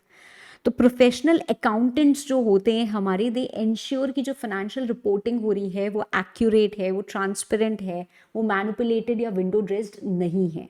ठीक है? तो professional accountants are invaluable asset to the company as well as to the society. ठीक है? तो वो बहुत इंपॉर्टेंट रोल प्ले करते हैं to contribute to the stability of society. वरना एक से एक धोखेबाज लोग खड़े हुए हैं और वो क्या करेंगे, आपको कुछ का कुछ दिखाएंगे. तो कंपनी के लिए तो बेकार है ही है, बट कंपनी को समझ में नहीं आता है कंपनी के लिए क्यों बेकार है. यार देखो, लोगों को विश्वास तब आता है जब प्रोफेशनल अकाउंटेंट्स उसको वाउच करता है, उसको सर्टिफाई करता है. ठीक है? तो it builds their investors trust. और ऑब्वियसली अगर विंडो ड्रेसिंग वगैरह को प्रिवेंट कर लिया जाएगा तो जो स्कैंडल्स होते हैं, बड़े बड़े कॉर्पोरेट स्कैंडल्स, ये सब नहीं होंगे. बिना प्रोफेशनल अकाउंटेंट्स की हेल्प के स्कैंडल्स हो नहीं पाते हैं actually, right? So first thing is professional accountants have the task of defending the quality of financial reporting. They are invaluable asset to the company, right? They play important role in contributing to the society, to the progress, stability of society. ठीक है? अब ये लोग अपनी skills use करके क्या कर सकते हैं, बहुत जो चैलेंजिंग क्वेश्चंस होते हैं, चैलेंजिंग सिचुएशंस होती हैं, उनको डील कर सकते हैं. ठीक है? Now if I talk about in SME, usually professional accountants are only qualified staff. ठीक है? अब इसका मतलब क्या है? आर ओनली क्वालिफाइड स्टाफ की जगह मैं अगर बोलूं कि are the only qualified staff, तो ये मोर एप्रोप्रिएट होगा. Are the only qualified staff मतलब जो छोटे MSMEs होते हैं ना, या जो छोटी फैक्ट्रीज वगैरह होती हैं, तो वहाँ पे आप देखोगे, या स्मॉल एंड मीडियम एंटरप्राइजेस में जो प्रोफेशनल अकाउंटेंट्स हैं, they are only qualified members, और कोई क्वालिफाइड है ही नहीं. तो वहाँ पे रोल उनका और ज़्यादा इंपॉर्टेंट हो जाता है. बजटिंग हो, कॉस्ट कंट्रोल हो, टैक्स फाइलिंग हो, और इन्फॉर्मेशन फाइलिंग हो, handling the accounts, everything they are doing. ठीक है? तो वो अपनी स्किल्स यूज़ करके, अपनी एक्सपर्टीज यूज़ करके, they are handling the challenging questions and the challenging situations also. ठीक है? अब बात करते हैं हम कॉस्ट मैनेजमेंट की. अभी तक हमने इन जनरल बात की, अब हम बात करते हैं कॉस्ट मैनेजमेंट की. तो cost management does not only mean reduction of cost, but is also planning and controlling of cost. Obviously cost management की हम बात कर रहे हैं. हम ऐसा नहीं बात कर रहे हैं कि बस कॉस्ट कम करनी है, अरे बहुत पैसे लग रहे हैं, अरे बहुत महंगा प्रोडक्ट बन रहा है, सैलरी कम करो जरा. नहीं, 4 लोग ही, 4 वर्कर काफ़ी हैं, 4 को हटा दो. नहीं, this is not that. It is strategic decision making. Maybe advertisement cost is 2 lakh. Now we don't need to really cut down the advertisement cost, but we need to identify कि कहाँ से advertisement is actually generating sales, right? तो हो सकता है हमने कुछ जगह का एडवर्टीजमेंट काटा और 10 जगह का बढ़ा दिया, तो अल्टीमेटली एडवर्टीजमेंट कॉस्ट शायद और बढ़ ही गई, पर सेल्स उससे बहुत ज़्यादा बढ़ गई. So sometimes spending more is equal to earning more also. So it is all about management of cost. It is not about cost reduction only. कई बार रिसर्च करना पड़ता है, उसमें एक्सपेंसेस डालने पड़ते हैं, कई बार और एडवर्टीजमेंट करना है, राइट? कई बार अच्छी हायरिंग करनी है, अच्छे एम्प्लॉयज़ को हायर करना है, तभी हमारा काम बनेगा. So many a times it happens, right? So now we come to the role of management accounting. ठीक है, रोल ऑफ मैनेजमेंट अकाउंटिंग में 3 की फंक्शंस होते हैं. ठीक है, okay.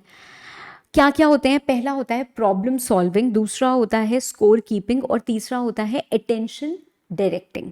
Right now understand a very simple case. जब हम बात करते हैं ना प्रॉब्लम सॉल्विंग की, तो it is like we have a problem.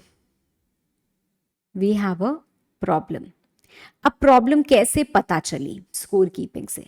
Score keeping क्या है? It is about maintenance of records. Maintenance of records. जब हम रिकॉर्ड्स मेंटेन करेंगे तभी हम कुछ मेजर कर पाएंगे. जैसे हमने P&L अकाउंट बनाया, राइट? या हमने कोई बजट बनाया और हमने एक्चुअल देखा, तो हमारे बजट और एक्चुअल में कितना वेरिएशन आ रहा है, तो हमें पता चलता है and we are able to identify the problem, right? जब हम प्रॉब्लम को आइडेंटिफाई करते हैं तब हम प्रॉब्लम को एक्चुअली सॉल्व कर पाते हैं, right? Then we take certain decisions, then we see कि अरे यार, हम देखो ये वाली जो ब्रांच है ना, उसमें हमेशा से कंटिन्यूसली 3 साल से लॉसेस हो रहे हैं, right? So now this is the problem, right? कौन सा प्रोडक्ट प्रॉफिटेबल है, make versus buy decision, there are a lot of things, right? अब जैसे मैंने ये बताया कि ये वाली ब्रांच है जिसमें कंटिन्यूस लॉसेस हो रहे हैं, हमने प्रॉब्लम बहुत सॉल्व करने की कोशिश की, now it needs our attention. यहाँ पे कंटिन्यूसली लॉसेस हो रहे हैं, so may be we need to shut down this particular branch, right? So cost बहुत इंक्रीज करें, ये this is alerting the management कि फोकस यहाँ करो. तो हम सबसे पहले MIS रिपोर्ट्स बनाते हैं, फाइनेंशियल्स बनाते हैं, वो स्कोर कीपिंग है, राइट? स्कोर कीपिंग का मतलब it records the results of activities and helps in assessing कि हमारे डिजायर्ड रिजल्ट्स एक्सपेक्टेड से डिफर कर रहे हैं, नहीं कर रहे हैं. Problem solving is what? इसमें अकाउंटिंग या मैनेजमेंट अकाउंटिंग का क्या है? To provide information in which is useful in choosing the alternatives, ताकि प्रॉब्लम सॉल्व हो पाए, right? And score keeping plus everything combined with expected results, comparative analysis, सारी चीज़ों से हमें क्या पता चलता है? We draw attention and we focus the attention of managers to improve certain things, कि यहाँ पे ध्यान दो, क्यों ये प्रोडक्शन टारगेट अचीव नहीं हो पा रहा है, focus on lowering the cost of this department to shut down this particular branch, etcetera etcetera. ठीक है, fine, okay. Next we come to the concept of value chain. Value chain देखने में जितना डिफिकल्ट लगता है बहुत बहुत बहुत simple. It's just visualizing the entire business in a flow chart. ठीक है, as a sequence of activities. Sequence of activities मतलब क्या? अगर हमें कॉफ़ी बीन्स या कॉफ़ी बनानी है तो हम कॉफ़ी बीन्स प्रोक्योर करेंगे, राइट? या वो करेंगे, फैक्ट्री में प्रोसेसिंग होगी, डिफरेंट डिफरेंट ग्रेडिंग्स होंगी, it will be packaged, it will be supplied to the customers, right? वो मतलब डिस्ट्रीब्यूटर के पास जाएगा, वहाँ से रिटेल दुकानों पे जाएगा, वहाँ से सप्लाई होगा, राइट? तो हम क्या है, हर उस पे जैसे पैकेज कर रहे हैं या प्रोसेस कर रहे हैं तो कुछ वैल्यू ऐड हुई, पैकेजिंग कर दी तो कुछ वैल्यू ऐड हुई, right? So it is complete business as a sequence of activities जब यूजफुलनेस ऐड हो रही है टू द प्रोडक्ट और services which is sold by an organisation. ठीक है, बहुत simple. What is value chain? Very very simple. Now you have to analyze this value chain. ठीक है, यहाँ पे क्या है? Analyzing the value chain is actually a very strategic process. ठीक है, अब यहाँ पे 4 पॉइंट्स हमें लिखने होते हैं जब भी हमारे पास वैल्यू चेन से रिलेटेड क्वेश्चन आएगा. तो what is value chain? And ये 4 पॉइंट्स क्या आते हैं? पहला पॉइंट कस्टमर फोकस, दूसरा पॉइंट की सक्सेस फैक्टर, तीसरा पॉइंट कंटिन्यूस इंप्रूवमेंट और चौथा point value chain and supply chain analysis. अब यहाँ पे एक MCQ भी आ जाता है. वो क्या आता है कि वैल्यू चेन को हमें एनालाइज करना चाहिए ठीक है, स्ट्रैटेजिक प्रोसेस है एंड इसको एनालाइज करना चाहिए। इसके बहुत सारे एडवांटेजेस होते हैं, इससे हम अपने वीक एरियाज को आइडेंटिफाई कर सकते हैं, इससे हम कॉम्पिटिटिव एडवांटेज हो सकता है, बहुत सारी चीज़ें। ये कंसेप्ट कौन लेके आया था? It was first promoted by Michael Porter. ठीक है, तो value chain and supply chain it's the same thing, उसको एनालाइज करना चाहिए। ठीक है, why? Because when we analyze value chain, right, it helps us to increase the profit margin. हम अपने वीक पॉइंट्स को आइडेंटिफाई कर सकते हैं एनालाइज करके, हम लॉन्ग टर्म प्लान्स बना सकते हैं, हम सक्सेस की तरफ जा सकते हैं, राइट। तो बहुत सारी चीज़ें हो सकती हैं। ठीक है, तो सबसे पहली बात आती है कस्टमर फोकस। कस्टमर फोकस का मतलब क्या है? यार, ऑर्गेनाइजेशन तो बहुत सारा काम कर रही है ना, और उनका अल्टीमेट गोल क्या होता है कि हाँ ठीक है, हमें प्रॉफिट कमाना है और कस्टमर सेटिस्फैक्शन करना है, राइट। पर आपको कितने रिसोर्सेस को इन्वेस्ट करना पड़ता है फॉर कस्टमर सेटिस्फैक्शन, ये भी एक चैलेंज है। देखो, कस्टमर तो ऐसी चीज़ है ना जो अल्टीमेटली खुश होता है हर चीज़ फ्री की मिल जाए बस। जैसे अगर हम जोमेटो स्विगी वाले प्लेटफॉर्म्स की बात करें तो वहाँ पे क्या हो रहा है? फास्ट डिलीवरी, कस्टमर खुश, राइट। डिस्काउंट्स, कस्टमर खुश। अरे फ्री में 1 रुपये में ये सामान मिल रहा है, कस्टमर खुश। तो ये क्या हो रहा है? But there has to be a balance. अगर बहुत ज़्यादा डिस्काउंट रखेंगे तो कंपनी बहुत पैसे लूज़ करेगी, right. So balance is important. तो सबसे पहले हमने ये समझा कि अगर हम वैल्यू चेन की बात कर रहे हैं तो value chain is from starting to ending. जैसे रॉ मटेरियल प्रोक्योर करने से कस्टमर सर्विस तक, that's entire value chain, aids usefulness at every step. दूसरी बात, वैल्यू चेन एनालिसिस करना ज़रूरी है। It has many advantages. Value chain analysis का कंसेप्ट सबसे पहले किसने वो किया था? It was promoted by Michael Porter, right. ठीक है, अब हम जब बात कर रहे हैं, so we are talking about कि we should consider, what we should consider. First is customer focus, second is key success factors. Key success factors क्या होते हैं हमारे?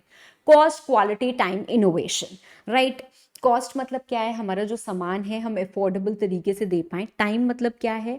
कि क्विक सर्विस हो, अगर सर्विस सेक्टर में है तो और ज़्यादा इंपॉर्टेंट है। क्वालिटी क्या है?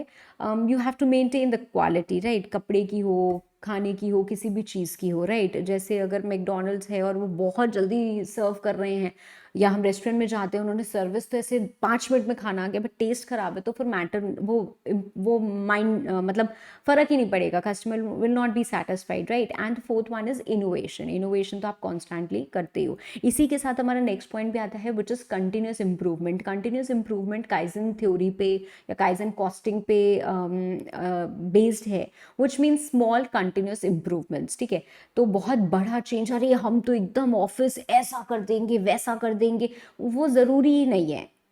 It is all about small changes. Reduce the wastage, right. जो डिफेक्ट्स हैं उनको फिक्स करते चलो, क्वालिटी इंप्रूव करते चलो, राइट। मशीन का आइडल टाइम रोको। ठीक है, तो वो सारे आपके काइजन कॉस्टिंग में भी हेल्प करता है। If you innovate certain things, छोटे छोटे इंप्रूवमेंट्स करते रहो, कंटिन्यूस इंप्रूवमेंट्स करते रहो, right. So it is going to help you reduce down और cut down the cost also. ठीक है, so value chain analysis is used as a strategic tool to identify a lot of things. ठीक है, इसके बाद next जो हमारा आता है वो आता है मिशन स्टेटमेंट ऑफ ICMAI। ठीक है, तो ये क्या है? इंस्टीट्यूट ने बोला है कि कुछ एथिकल कंडक्ट होते हैं जो जितने भी CMA प्रैक्टिशनर्स हैं उनको फॉलो करने हैं। पहला, they have to be independent at all times, मतलब उनकी इंडिपेंडेंस कहीं से कॉम्प्रोमाइज़ नहीं होनी चाहिए, वो बायस नहीं होने चाहिए। वो कोई भी ओपिनियन एक्सप्रेस नहीं करेंगे unless they have establish their independence. ठीक है, तो वो देखते हैं कि क्लाइंट के साथ क्या मैं कहीं इन्फ्लुएंस्ड हूँ, क्या कहीं बायस्ड हूँ, तभी हम एक्सप्रेस करेंगे ओपिनियन, अदरवाइज हम रिजेक्ट कर देंगे। ठीक है, ओके। जब भी आप रिपोर्ट वगैरह प्रिपेयर करोगे, you will disclose all the material facts that are known to you. ठीक है, आपका काम ही वही है। ठीक है, आपको वो करना ही करना है। पर आप कभी भी क्लाइंट की कुछ जो कॉन्फिडेंशियल इन्फॉर्मेशन है उसको डिस्क्लोज नहीं करोगे when you are diligently discharging your duties. ठीक है, अगर आपके और भी कोई बिजनेस कनेक्शंस हैं मतलब जैसे कोई आया, यहाँ पे उसका रेस्टोरेंट है, यहाँ पे इसका रेस्टोरेंट है, राइट। ये बहुत बड़े कॉम्पिटिटर्स हैं, आप ऑलरेडी इसके अकाउंट्स वगैरह कुछ या कॉस्टिंग वगैरह कुछ देख रहे हो, राइट। अब ये आपके पास आता है तो you should inform this, right, because the information leakage या इसका उसको रिस्क हो सकता है, राइट। तो आपको बताना है। ठीक है, it's always good and important. Fine, so you inform. Then no remuneration without knowledge और कंसेंट, मतलब आपको जो भी चार्ज करना है आप उनको बताओ, ये नहीं कि अरे ये तो मैंने रख लिया, ऐसे आपको नहीं रखना है। आपके पास भले ही वो क्लाइंट का कुछ पैसा है, but then you can not keep it just like that without any consent, ठीक है। Then you have to also establish a clear understanding of the scope of work, ठीक है। Clear scope and estimate the cost pre hand, पहले से आपको बता देना है कि ये मेरे चार्जेस होंगे और ये काम है या ये स्कोप है। उसके बाद अगर हम बात करते हैं तो जो भी आप काम करोगे you have to conduct some courtesy and good faith with other members. जैसे मान लेते हैं पहले ये काम कर रहे थे, अब आप करने जा रहे हो, तो आपको कम्युनिकेट भी करना होता है। You will not accept engagement to review the work of another member also except with the knowledge of that member। तो भाई अगर ऐसा कुछ आता है कि नहीं देखिए उन्होंने ऑडिट किया, चेक करके बताइए सही किया या नहीं किया, तो आप ऐसे ही नहीं कर सकते, आपको उनसे डिस्कस करके चीज़ें करनी चाहिए। And you should always be courteous towards other member, ठीक है। कभी भी you will not accept commission for work, ठीक है। मतलब आप ये काम मुझे दे दीजिए, मैं आपको इसका 2% दे दूंगा, या आप ये काम मुझे दिलवा दीजिए, चलिए 2% आपका। अरे यार व्हाट हैपेंड। तो आपको ये काम कभी भी नहीं करना है। शिट, ओके कोई बात नहीं। तो नेक्स्ट क्या है, you have to maintain that competency standards, right. आपके पास प्रॉपर ट्रेनिंग वगैरह होनी चाहिए, you should be competent, you should regularly update your self, ठीक है। तो वो सारी चीज़ें होनी चाहिए। Next we come to primary norms of business ethics. अब primary norms of business ethics समझने के लिए बहुत ही ईजी तरीका है कि all the girls they can close their eyes and they can imagine probably कि आप अपने फ्यूचर हस्बैंड में कौन सी क्वालिटीज़ चाहते हो, ठीक है। And likewise it can go for the boys also, ठीक है। बेसिकली जब आप किसी ऑर्गेनाइजेशन में काम कर रहे हो तो आपसे कुछ एक्सपेक्टेशंस तो हो सकती है ना। एक्सपेक्टेशंस जैसे बहुत बेसिक, यार इतने एथिक्स तो होने चाहिए कि काम चोरी ना करो, that type of things, right. ना इफ़ यू रिलेट कि क्या होना चाहिए, मतलब if I try to imagine कि फ्यूचर हस्बैंड कैसा होना चाहिए, लॉयल तो होना चाहिए, है ना। रिस्पेक्ट भी देना चाहिए, जिसको ट्रस्ट कर सके, राइट, जो रिस्पॉन्सिबिलिटी उठा सके, राइट। एंड थोड़ा हैंडसम फेयर जो भी है, थोड़ा लुक्स पे भी बात कर ही लेते हैं, so that's how a partner should be, है ना। अब इसमें से हस्बैंड, स्पाउस, पार्टनर जो भी है ये निकाल दो, और ये जो नॉर्म्स हैं इनको एज इट इज़ रखो, इनको एज इट इज़ रखो। तो बहुत सारे तरीके के बिजनेस एथिक्स होते हैं हमारे, जैसे personal responsibility, corporate responsibility, community and environment responsibility, loyalty, respect, trustworthiness, fairness, right. तो इसका मतलब क्या है, जैसे let's start with the very basic loyalty, ठीक है, जो कि आज के ज़माने में तो आपको बिल्कुल भी नहीं मिलती है। अब कोई कंपनी आपको एक जॉब ऑफर कर रही है, right, and the company has offered you job, उन्होंने आपको 6 मंथ्स की मे बी एब्रॉड ट्रेनिंग वगैरह सब दी, तो आपके ऊपर उनके बहुत सारे पैसे खर्च हुए, right, which probably they will recover in the coming 2-3 years from your work. पर आपने क्या किया, आपने 6 महीने ये ट्रेनिंग व्रेनिंग ली, 2 महीने और कुछ काम किया, उसके बाद आपको कुछ अच्छा ऑफर मिला, आपने दूसरी कंपनी ज्वाइन कर ली।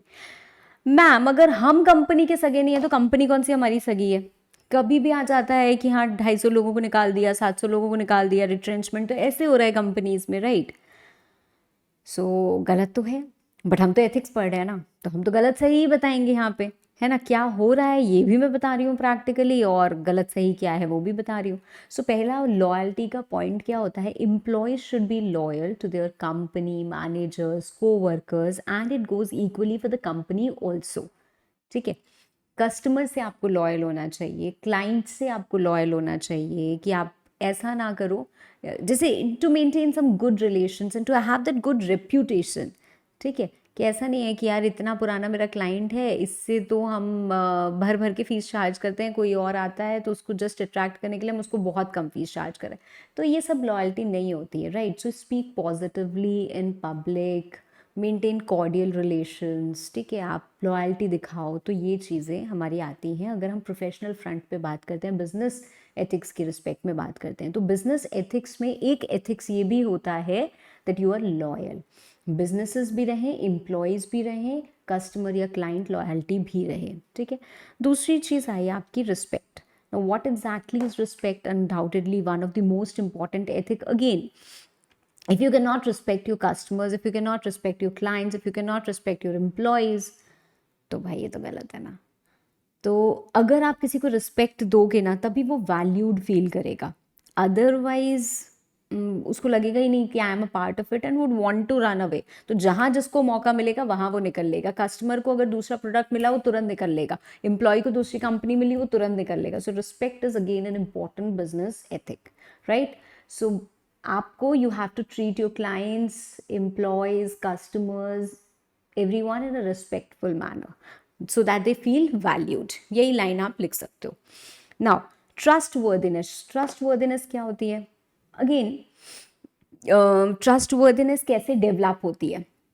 अगर आप ऑनेस्ट रहते हो, हमेशा आपने, जैसे कितनी बार भी आपको पैसे में दे के गई कि यार ये रखना, मैं 2 मिनट में आ रही हूँ, अब मैंने काउंट भी नहीं किए हैं या मैंने काउंट किए बहुत सारी बार, आपका टेस्ट लिया, you have always been honest, आपने कुछ भी निकाल नहीं दिया है उसमें से, राइट। तो ऑनेस्टी, ट्रांसपेरेंसी, रिलायबिलिटी, इसके थ्रू क्या होता है, एक बिजनेस ट्रस्ट डेवलप करता है। सो आप जितने ऑनेस्ट हो, आप जितने ट्रांसपेरेंट हो with your customers, with your employees, with your clients, that develops the trustworthiness, ठीक है। तो एम्प्लॉयज़ को भी ट्रस्ट होना चाहिए, क्लाइंट्स और कस्टमर्स को भी ट्रस्ट होना चाहिए, राइट। एंड जो आपके साथ कॉन्ट्रैक्ट में एंटर कर रहे हैं उनको भी ट्रस्ट होना चाहिए। इतना ट्रस्ट होना चाहिए कि नहीं, अगर आपने बोला है कि हाँ, जैसे हम लोग कभी घर खरीदने जाते हैं तो we check the track record of builder कि कितना ट्रस्टवर्दी है यार, है ना। कि बोला है जब कभी भी कि 5 साल में डिलीवर करेंगे, तो ये तो 11-11 साल में डिलीवर कर रहा है, नहीं नहीं नहीं, ये ट्रस्टवर्दी नहीं है। अरे इसने 5 साल में बोल के 4 ही साल में डिलीवर किया अपने पुराने, ये ट्रस्टवर्दी है। तो इससे आपकी एक पॉजिटिव रेपुटेशन भी बिल्ड होती है, ठीक है।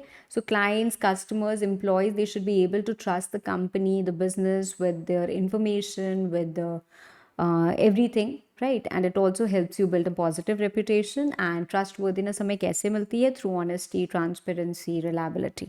तो ये 3 पॉइंट्स आप इसमें लिख सकते हो। Okay, next we come to 3 types of responsibility. हमारे पास है पर्सनल रिस्पॉन्सिबिलिटी, मतलब आपको जो काम असाइन किया गया है आप वो कर रहे हो, ठीक है। Completing your time task whatever has been assigned to you.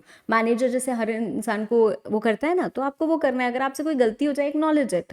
Corporate responsibility मतलब थोड़ी लार्जर रिस्पेक्ट में कंपनी की रिस्पॉन्सिबिलिटी की हम बात करते हैं। जैसे कंपनी ने कोई कॉन्ट्रैक्ट में एंटर किया है और कंपनी ने कोई प्रॉमिस किया है कि I will fulfil this obligation, तो उसके लिए थोड़ा सा you have to work for that also, ठीक है। तो बहुत बार ऐसा होता है कि businesses have that responsibility, client के प्रति हो, कस्टमर के प्रति हो, तो उसके लिए करना, ठीक है। Then we have community and environmental responsibility. Community and environmental responsibility का मतलब क्या होता है? You have the responsibility towards community का मतलब everyone, it includes your clients, customers, employees, सब कोई। और environment का मतलब क्या है? don't emit out, sustainable, reduce waste and all of that, ठीक है। then we have fairness। fairness का मतलब क्या है? fair रहो यार, equal respect दो, है ना, equal services दो, equal pay दो, है ना, be fair। ऐसा नहीं कि ये मेरे चाचा का बेटा है तो उसको तो हम ज़्यादा सैलरी देंगे, इसको तो नहीं देंगे, है ना। So with integrity you should be fair. यहाँ पे फेयरनेस का मतलब ऐसे फेयर एंड लवली क्रीम वाला फेयरनेस नहीं है, इट्स नॉर्मल जनरल फेयरनेस, ठीक है। So you have to be fair, fine, okay. Next we move to the internal code of ethics. जो कोड ऑफ एथिक्स तो मैंने आपको ऑलरेडी बताया हुआ है। कोड ऑफ एथिक्स क्या होता है? सम गाइडिंग प्रिंसिपल्स जो एम्प्लॉयज़ को बताते हैं how to behave in a company, right, which guide employees behaviour to ensure कि बिजनेस और एम्प्लॉयज़ ये सब क्या करें, इंटेग्रिटी के साथ काम करें, राइट। So we already have read about internal code of ethics, code of ethics, business code of ethics, तो हमने वो पढ़ रखा है। और मैंने बताया था कि ये एक चैप्टर आएगा जहाँ पे सिर्फ हमें इंटरनल कोड ऑफ एथिक्स किसका, CFA इंस्टीट्यूट का एज इट इज़ हमें वो मिल रहा है कि CFA इंस्टीट्यूट के इंटरनल कोड ऑफ एथिक्स में क्या है, ठीक है।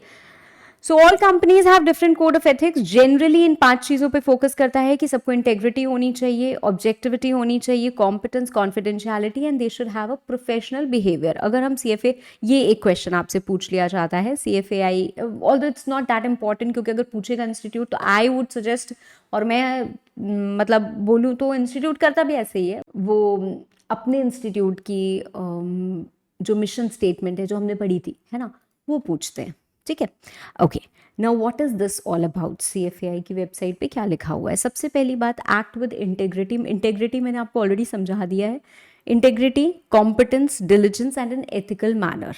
ठीक है, क्योंकि आपको बहुत सारे लोगों के साथ डील करना है, आपके पास क्लाइंट्स है, प्रोस्पेक्टिव क्लाइंट्स है ना, तो उन सबके साथ आपको डील करना है, तो ये करना चाहिए। Then place the interest of client above your own personal interest. मतलब ऑब्वियसली अगर आप उनका कोई काम कर रहे हो तो आपको उनका काम ठीक से हो। जैसे आपने, पता नहीं ये बात सुनी है कि नहीं सुनी है, बट बहुत बार ऐसे होता है दैट द प्रोफेशनल्स ऑल्सो, उनके पास इनसाइडर इन्फॉर्मेशन है कि अरे इसके पास इतना पैसा है, ये है वो है, तो ये इन्फॉर्मेशन कई बार वो डिपार्टमेंट्स में इधर उधर सर्कुलेट या लीक भी करा देते हैं ताकि इनके ऊपर कोई प्रॉब्लम पड़े और ये आएंगे तो मेरे पास and I will be able to build up more money.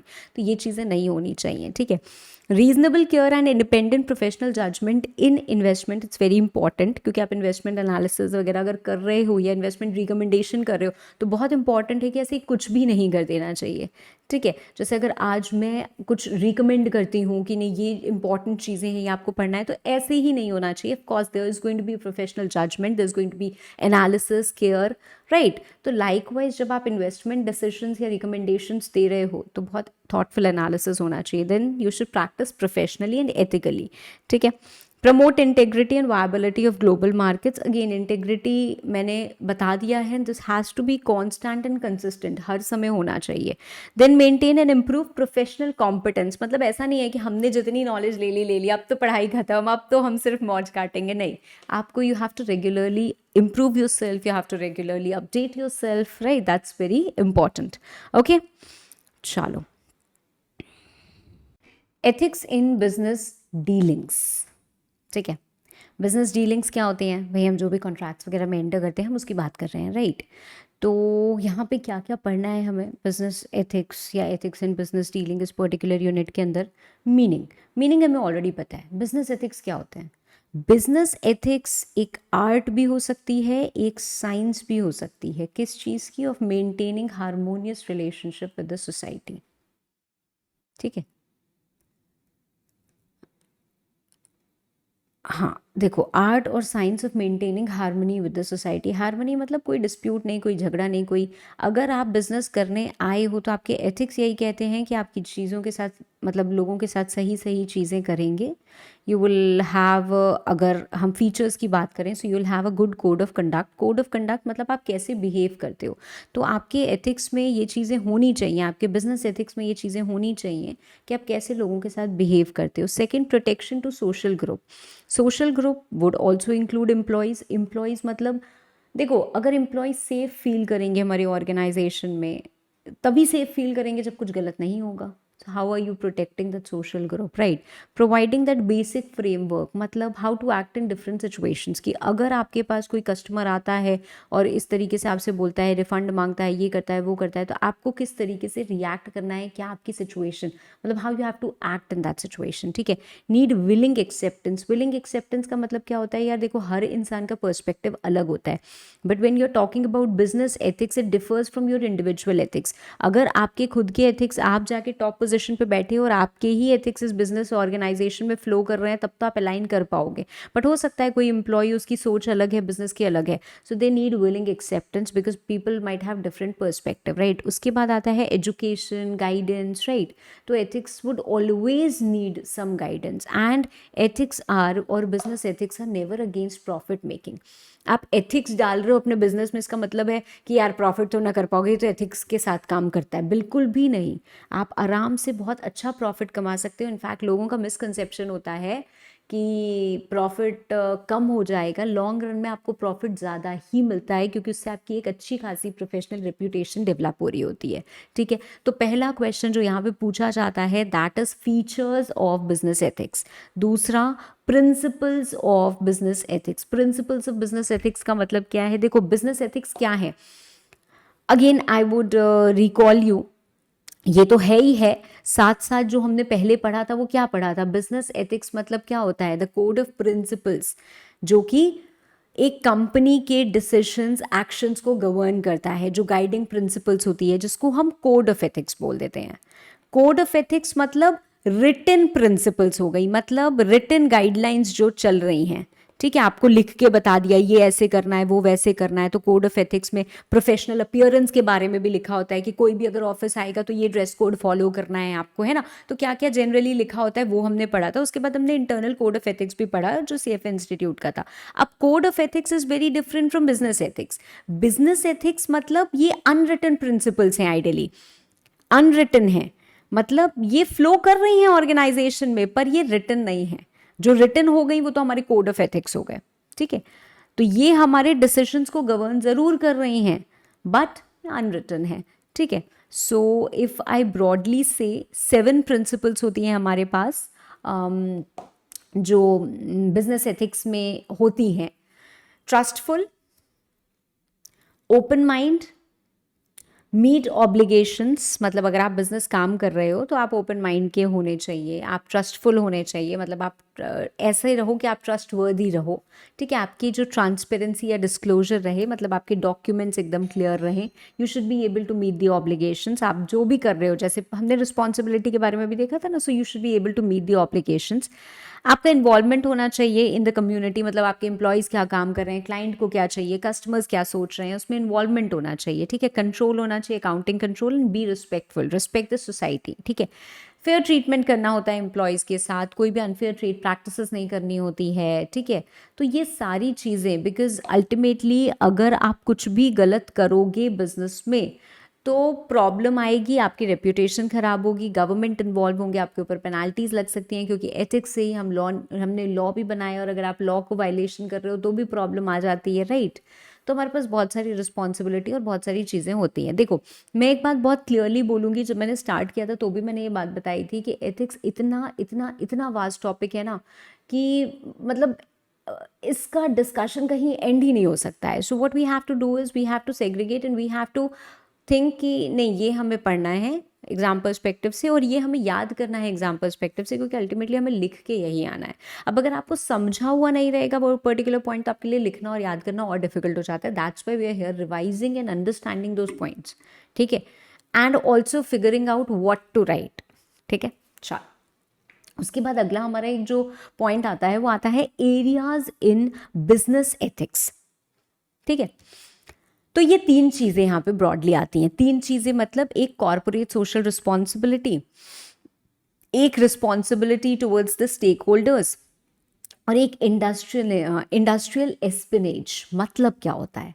CSR तो सबको पता है, right. We have read about CSR कि हर कॉर्पोरेट की एक सोशल रिस्पॉन्सिबिलिटी होती है। भाई, तुम बिजनेस से इतना कमा रहे हो तो you should also give something back to the society. And what will you give back to the society? अपना जो नेट प्रॉफिट है आपका, उस नेट प्रॉफिट का आप देते हो। लॉ की अगर हम बात करें, ये हम एथिक्स में जनरल बात करें, this has been incorporated in law also. और कंपनीज एक्ट में हम पढ़ते हैं सेक्शन 135, जहां पे हमें पता चलता है कि अपने नेट प्रॉफिट का, एवरेज नेट प्रॉफिट का 2% आपको स्पेंड करना है if you exceed that particular limit, right. And you have to spend it and do something charitable for the society also, ठीक है। Fiduciary responsibility to the stakeholders, मतलब you have a responsibility to all the stakeholders. Customers के प्रति आपकी responsibility है that you should think about their safety. आपको उनको cheat नहीं करना है। एम्प्लॉयज़ के प्रति आपकी रिस्पॉन्सिबिलिटी है to provide them an environment, safe environment, right, और ताकि वो लोग काम कर सके, उनको जो भी बेसिक नेसेसिटीज़ हैं वो उनको मिल जाएं, right. How to you retain? Investors के प्रति आपकी रिस्पॉन्सिबिलिटी है that you should be transparent, right. So all this are the responsibility, ठीक है। तो बहुत सारी चीज़ें होती हैं जो कंपनी करती है। And then we have industrial espionage, मतलब this is illegal practice of investigating competitors. मैंने शायद क्लास में आपको एक एग्जांपल दिया भी था कि एक मूवी बहुत पहले बनी थी, उसमें क्या था भाई, एक हमारी बॉलीवुड मूवीज़ में होता क्या है, एक लड़की खूबसूरत सी तैयार करके रख दो और वो जाएगी, किसी को फंसाएगी और वहाँ से इनसाइडर इन्फॉर्मेशन लेके आ जाएगी। तो वैसे ही करके एक मूवी बहुत अच्छी बनी थी वैसे, ठीक है।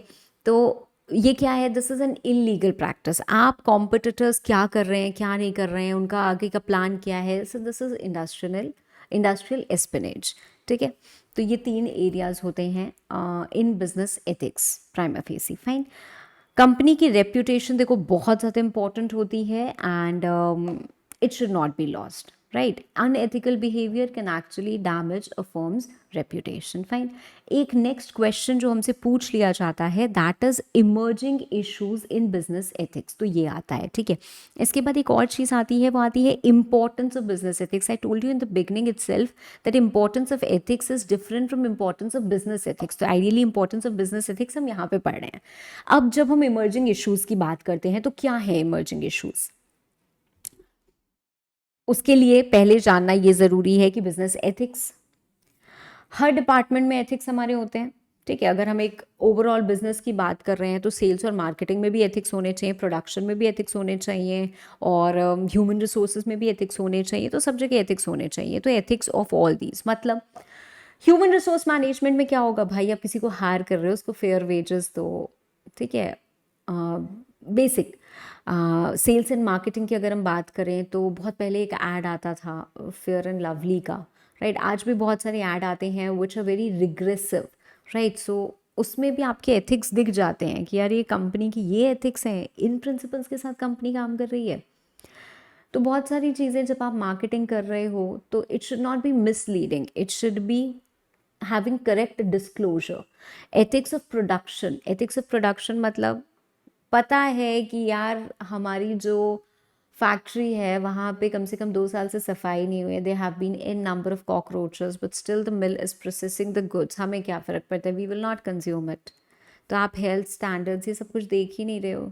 अब देखो लॉ बने हुए हैं यहाँ के लिए भी, बट जब रेड पड़ेगी FSSAI की, right, then we will see what is happening, what is not happening. तो law can not be prevalent everywhere, तभी तो एथिक्स है ना. तो एथिक्स ऑफ प्रोडक्शन भी होने चाहिए. This is general business ethics होना चाहिए, ठीक है.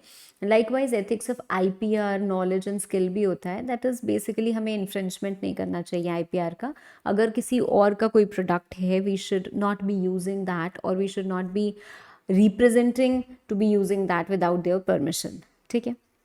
तो ये चीज़ आती है. अब आता है कॉमन अनएथिकल प्रैक्टिसेस, मतलब ये इश्यूज एक्चुअली आ रहे हैं क्योंकि बिजनेसेस सफ़र कर रहे हैं, ठीक है. तो क्या कॉमन अनएथिकल प्रैक्टिसेस है? सबसे पहला तो है करप्शन. करप्शन जितना प्राइवेट में नहीं है उतना तो गवर्नमेंट डिपार्टमेंट्स में है, राइट. करप्शन फाइनेंशियल भी हो सकता है, नॉन फाइनेंशियल भी हो सकता है. Then we have a greed for profit. किसी को भी लगता है अरे यार कस्टमर आया है सब and he is willing to pay, मतलब उसने ऐसे ही पूछा, मान लो एक साड़ी की दुकान है और कस्टमर आया और उसने पूछा ये साड़ी कितने की है, ये तो प्योर लग रही है, 20,000 की तो होगी. अब वो साड़ी एक्चुअली 5 ही हज़ार की है, ठीक है. पर अब शॉपकीपर ने क्या कहा, ही इज़ विलिंग टू पे 20,000, सो व्हाई नॉट, तो प्रॉफिट हो जाएगा.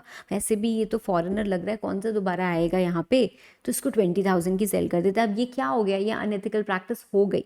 बट क्यों हुई unethical practice? Because somebody had the greed for profit, right. Then accommodating a group, maybe the employees, vendor, customers. अब बेसिकली ये हमें लगता है कि यार ये तो ठीक है, इसमें प्रॉब्लम क्या है, it's something which is not unethical, right. But अगर आप वर्क प्लेस पे हो, ठीक है, एंड आपने पूरा वहाँ पे एक ग्रुप बना लिया है एम्प्लॉयज़ का, मतलब एकदम हम लोग तो रोज़ सुबह यहाँ पे मिलते हैं, फिर हम लोग तो 10 बजे कॉफ़ी पे मिल रहे हैं, 11 बजे हम यहाँ मिल रहे हैं, फिर हम ये शेयर कर रहे हैं, वो कर रहे हैं, फिर हम यहाँ जा रहे हैं. It distracts you from the professional goals. So ये अनएथिकल हो जा रही है. फिर आपकी जो पर्सनल रिस्पॉन्सिबिलिटी थी ना, कि जो टास्क हमें असाइन किया गया वो हम डिलीवर कर रहे हो, आप नहीं कर रहे हो. Then you have that's leak of knowledge, basically lack of knowledge, ठीक है. हाँ, तो नॉलेज क्या कोई लीक करेगा यार, नॉलेज तो बांटने से और बढ़ती है. तो basically this should be lack of knowledge, तो है कॉमन अनएथिकल प्रैक्टिसेस, ठीक है. लीक ऑफ नॉलेज या लीक ऑफ प्रोफेशनलिज्म को अगर हम जोड़ने की कोशिश करें तो प्रॉब्लम क्या हो रही है भाई, आपके पास जो कॉन्फिडेंशियल इन्फॉर्मेशन वगैरह है वो भी आप कॉम्प्रोमाइज़ कर रहे हो, प्रोफेशनलिज्म कॉम्प्रोमाइज़ हो रहा है, ठीक है. देन एक्सटर्नल प्रेशर बहुत है, उसकी वजह से कर रहे हैं. कई बार ऐसा होता है कि डिपार्टमेंट्स में या कहीं गवर्नमेंट ऑफिस में भी सब कर रहे हैं, अगर हम नहीं करेंगे we will be thrown out, हमारा ट्रांसफ़र हो जाएगा, ऐसा है वैसा है, तो हमें भी कहीं ना कहीं इन्वॉल्व हो जाना पड़ रहा है, right. And then there is also ego. Ego पे बात आ गई यार, अब तो भाई दुनिया उखाड़ देगा, है ना, whatever it is. Then we have importance of business ethics. Business ethics are extremely important. Why? Because public expects us to be ethical. Point number 1. We encourage this to prevent harm to the society. ठीक है, देखो importance और need of business ethics हम ये दोनों पढ़ते हैं and it is almost the same. Need for business ethics भी आप देखोगे सेम ही है, इंपॉर्टेंस फॉर बिजनेस एथिक्स भी देखोगे। Need is more important from exam perspective, तो ये आपके लिए ज़्यादा इंपॉर्टेंट आ जाता है, बट ठीक है थोड़ा सा देखो ऐसे ही लिखोगे तभी चल पाता है। ठीक है, बट आइडियली इट्स मोर और लेस द सेम। ज़रूरत क्यों है, ताकि ये फ़ायदे मिले, फ़ायदे क्या हैं या क्यों इंपॉर्टेंट है, it is almost the same thing. Importance, need, advantages, ये सब चीज़ें मोर और लेस इसमें पॉइंट सेम ही आते हैं। ठीक है, ओके। नेक्स्ट क्या है हमारा, protect from abuse by unethical employ और कॉम्पिटिटर्स। ठीक है, तो अगर हम एथिकल बिहेवियर को प्रमोट करेंगे तो हमारा बिजनेस प्रोटेक्टेड रहता है फ्रॉम अनएथिकल एम्प्लॉयज़। ठीक है, then it protects the individuals. भाई अगर मैं एम्प्लॉय हूँ और बहुत एथिकल कंपनी में काम कर रही हूँ तो मुझे पता है कि कोई भी चीज़ होगी तो मेरे साथ गलत नहीं होगा। कंज्यूमर का कॉन्फिडेंस बढ़ता है अनडाउटेडली। आप अपनी रिस्पॉन्सिबिलिटीज़ के प्रति अवेयर रहते हो तो बेटर फुलफिलमेंट होता है। It creates a good image, goodwill बढ़ती है, प्रॉफिटेबिलिटी लॉन्ग रन में बढ़ेगी ही बढ़ेगी। अगर बहुत ज़्यादा स्ट्रॉन्ग कॉम्पिटिशन है तो भी जो एथिकल लोग होते हैं ना वो आप सर्वाइव कर जाते हैं, right. And you get safety from legal perspectives also, क्योंकि आप एथिकल हो तो आप लॉ को भी वायलेट नहीं कर रहे हो, लॉ को वायलेट नहीं कर रहे हो तो penalties are not attracted towards you. Got it. तो बहुत ही सिंपल सी चीज़ है, fine. Then we have need for business ethics. क्या ज़रूरत है बिजनेस एथिक्स की? बिजनेस एथिक्स की ज़रूरत क्या है, देखो कुछ पॉइंट्स यहाँ पे कंज्यूमर के पर्सपेक्टिव से हैं। ठीक है, कंज्यूमर के पर्सपेक्टिव क्या, कंज्यूमर मूवमेंट, कंज्यूमर के सेटिस्फैक्शन के लिए, राइट, कंज्यूमर के कॉन्फिडेंस के लिए, राइट, कंज्यूमर की राइट्स के लिए। ठीक है, we have consumer movement, we have consumer satisfaction, then we have consumers right, we have consumers confidence, and then we have from the perspective of business. Business का मतलब क्या है, healthy competition, healthy competition, survival of business. अगर हमें compete करना है healthy तरीके से, चीट प्रैक्टिसेस नहीं करनी है तो एथिक्स ज़रूरी है। सर्वाइव करना है तो भी एथिक्स ज़रूरी है, क्योंकि अदरवाइज जो एथिकल तरीके से काम कर रहा होगा उसके पास लोग चले जाएंगे लॉन्ग रन में, राइट। स्मूथ फंक्शनिंग के लिए ज़रूरी है। अनएथिकल चीज़ें बहुत स्मूथली नहीं होती हैं, वो बहुत स्ट्रेस देती हैं, राइट। उसके बाद माल प्रैक्टिसेस को स्टॉप करने के लिए, गुड इमेज डेवलप करने के लिए, गुड रिलेशंस डेवलप करने के लिए। ठीक है, सर्वाइवल ऑफ बिजनेस ये हो गया, स्मूथ फंक्शनिंग हो गया, हेल्दी कंपटीशन हो गया। So most of the points are related to consumer और बिजनेस। ठीक है, ओके। एंड अगर हम एक चीज़ और बात करें तो हमारे एम्प्लॉय के या लेबर के पर्सपेक्टिव से भी है। वो क्या है, importance of labour, then you have protection of employees and also good relation with the stakeholders। ठीक है, समझ में आ गई बात। तो अच्छे रिलेशंस बनाने हैं तो एथिक्स ज़रूरी हैं। इमेजिन यार कोई बहुत ही अनएथिकल सा बंदा है, आपने उसको कोई बात अपनी बताई, वो जाके कहीं और बताया है, उसके अंदर कोई एथिक्स नहीं है कि मुझे ये कॉन्फिडेंशियलिटी मेंटेन करनी चाहिए। नेक्स्ट टाइम आप उसको अपनी बात बताओगे, नहीं बताओगे, आपके रिलेशंस वहीं टूट गए। ठीक है, तो अगर आपको स्टेक होल्डर्स के साथ अपने रिलेशंस अच्छे बनाए रखने ताकि वो आपसे जुड़े रहें तो ethics are very important, right. आपको अगर अपने एम्प्लॉयज़ को प्रोटेक्ट करके रखना है कि वो आपसे जुड़े रहें, ethics is very important, right. आपको अगर, बिकॉज लेबर भी बहुत इंपॉर्टेंस होल्ड करता है, आप समझ लो। इंडस्ट्री की अगर हम बात करें तो बिना लेबर के इंडस्ट्री, फैक्ट्री कोई भी सर्वाइव कर ही नहीं सकती है। So it is very very very important, correct. तो हर पर्सपेक्टिव से ये इंपॉर्टेंट है। ठीक है, हमारे पास एम्प्लॉय है, हमारे पास कंज्यूमर है, हमारे पास बिजनेस है। ठीक है, उनके पर्सपेक्टिव से सारे के सारे पॉइंट्स हमारे लिखे हुए हैं, undoubtedly you have to learn those points. ठीक है, तो एक बार क्विकली वापस से अगर सारे पॉइंट्स को हम लोग इवैल्यूएट कर लें, क्योंकि ये पॉइंट्स जब आपको लिखने को आएंगे तो सिर्फ इतना नहीं लिखना होगा, इसको डिटेल में सारे पॉइंट्स को इलैबोरेट करके लिखना होगा।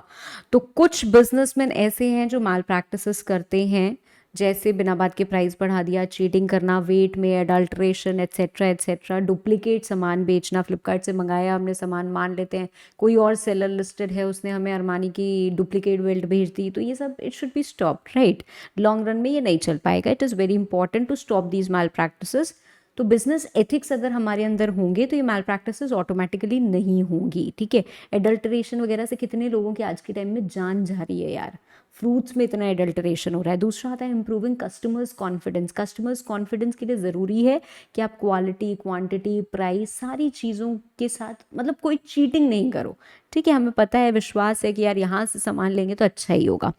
तीसरी चीज़ आती है survival of business. I already told you कि शॉर्ट टर्म सक्सेस के लिए एक बार ठीक लगता है, बट लॉन्ग टर्म में eventually the business will fail, क्योंकि आप एक बार किसी को धोखा दे सकते हो, कोई बहुत बेवकूफ़ होगा तो 2 बार दे दोगे, बट उसके बाद वो धोखा नहीं खाने वाला है, ठीक है।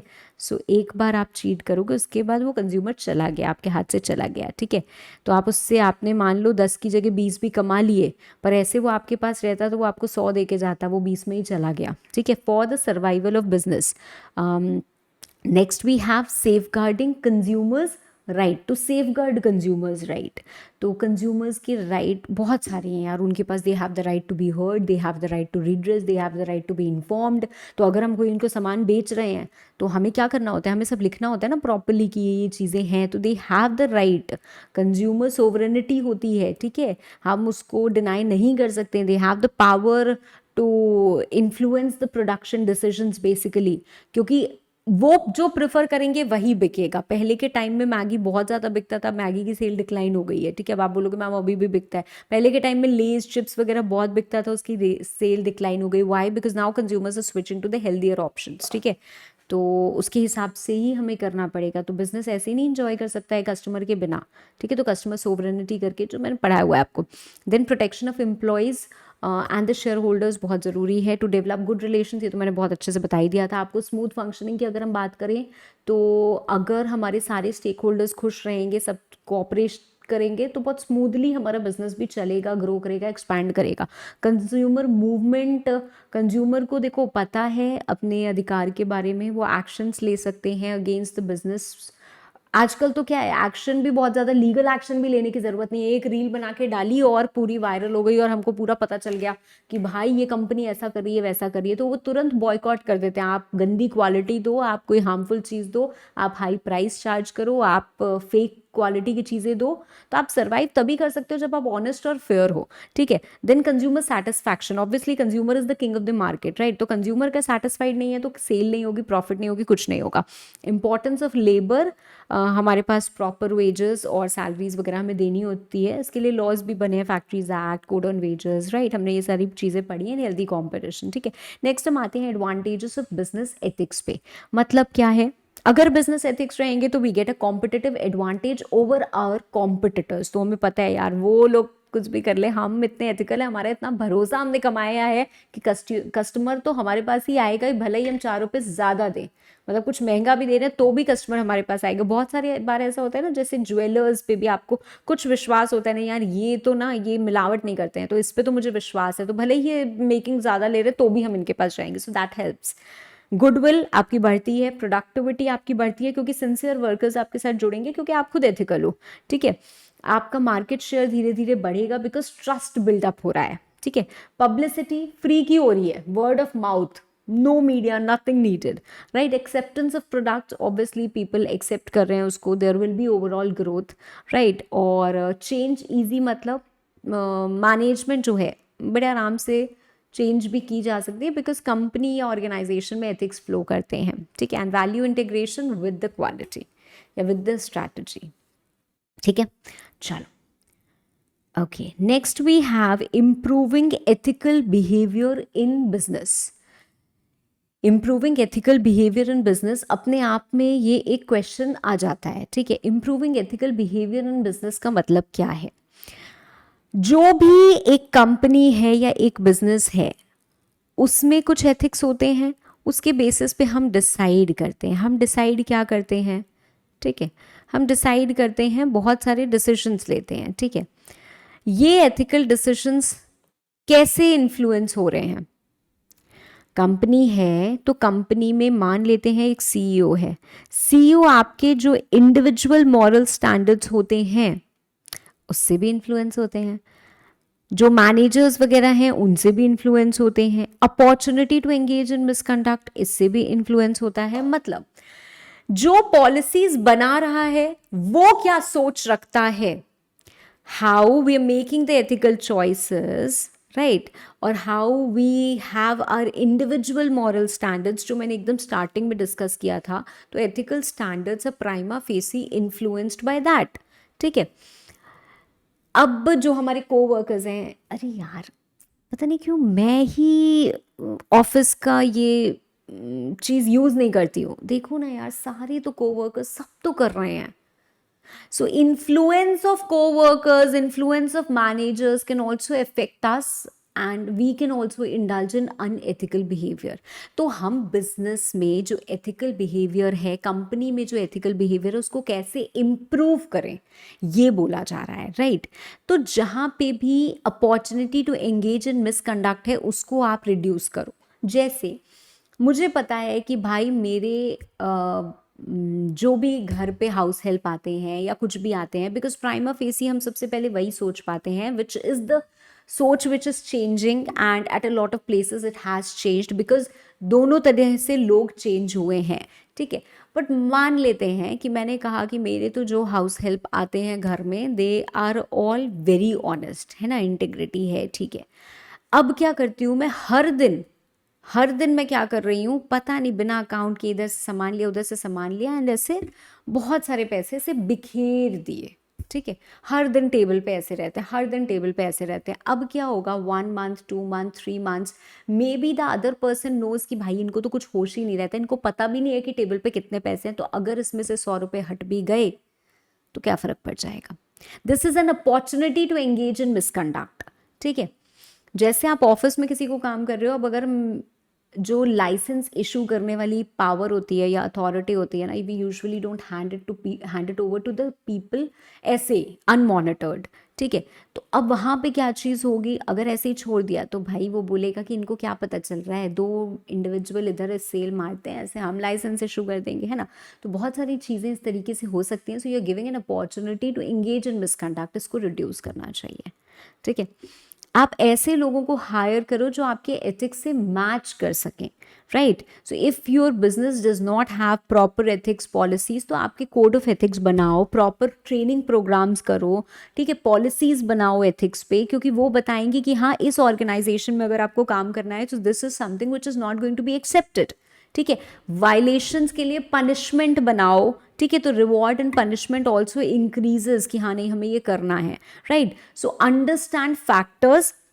If I sum this up, understand factors ki what is influencing the ethics, then how to improve. There should be a code of ethics, there should be training programs, there should be reward, punishment and everything. ठीक है, तो इस तरीके से हम इसका answer frame करेंगे. Okay, इस चैप्टर का last topic that is emotional intelligence या EQ, है ना. इमोशनल इंटेलिजेंस या EQ, मैम ये EQ क्या है. जैसे हमारे पास IQ होता है which determines how intelligent we are, EQ भी होता है हमारे पास, जैसे वो होता है इंटेलिजेंट क्वेश्चन, ये है इमोशनल क्वेश्चन. किसी के IQ चेक करनी होती है तो कैसे चेक करते हैं भाई, इसको कुछ रीजनिंग के सवाल दो, लॉजिकल एबिलिटी, मेमोरी कितनी अच्छी है, numericals, right, better memory, better interpretation skills, better reasoning ability, better solving problems. High IQ है भाई, बंदा तो तेज है ना, दिमाग बहुत ज़बरदस्त है. But what about EQ, emotional question, हम ये भी होता है. और ये कैसे काम आता है, मतलब हम तो ज़्यादा रोता धोता है कोई इंसान तो उसको बोल देते हैं कि यार तुम तो बहुत रोतलू हो, राइट. क्या है एकदम एग्जैक्टली हम बोल देते हैं, हम उसे कभी कभी साइड लाइन भी कर देते हैं. Emotional question is all about social skills, empathy, self control, understanding feelings, ना सिर्फ दूसरों की बट खुद की भी. Better control and understanding of feelings and emotions you have, उसी को बोलते हैं कि हाई EQ है आपकी, हाई इमोशनल क्वेश्चन है. बहुत सिंपल सी मैं चीज़ बताती हूँ. इमोशनल इंटेलिजेंस या EQ का मतलब ही यही है कि you have the ability what, ability to understand, आप समझ पाओ, यूज़ कर पाओ और मैनेज कर पाओ अपने खुद के इमोशंस इन पॉजिटिव वेज, ताकि स्ट्रेस रिलीज हो और आप इफ़ेक्टिवली कम्युनिकेट कर पाओ. अब स्ट्रेस तो आज की दुनिया में भाई हर किसी को है.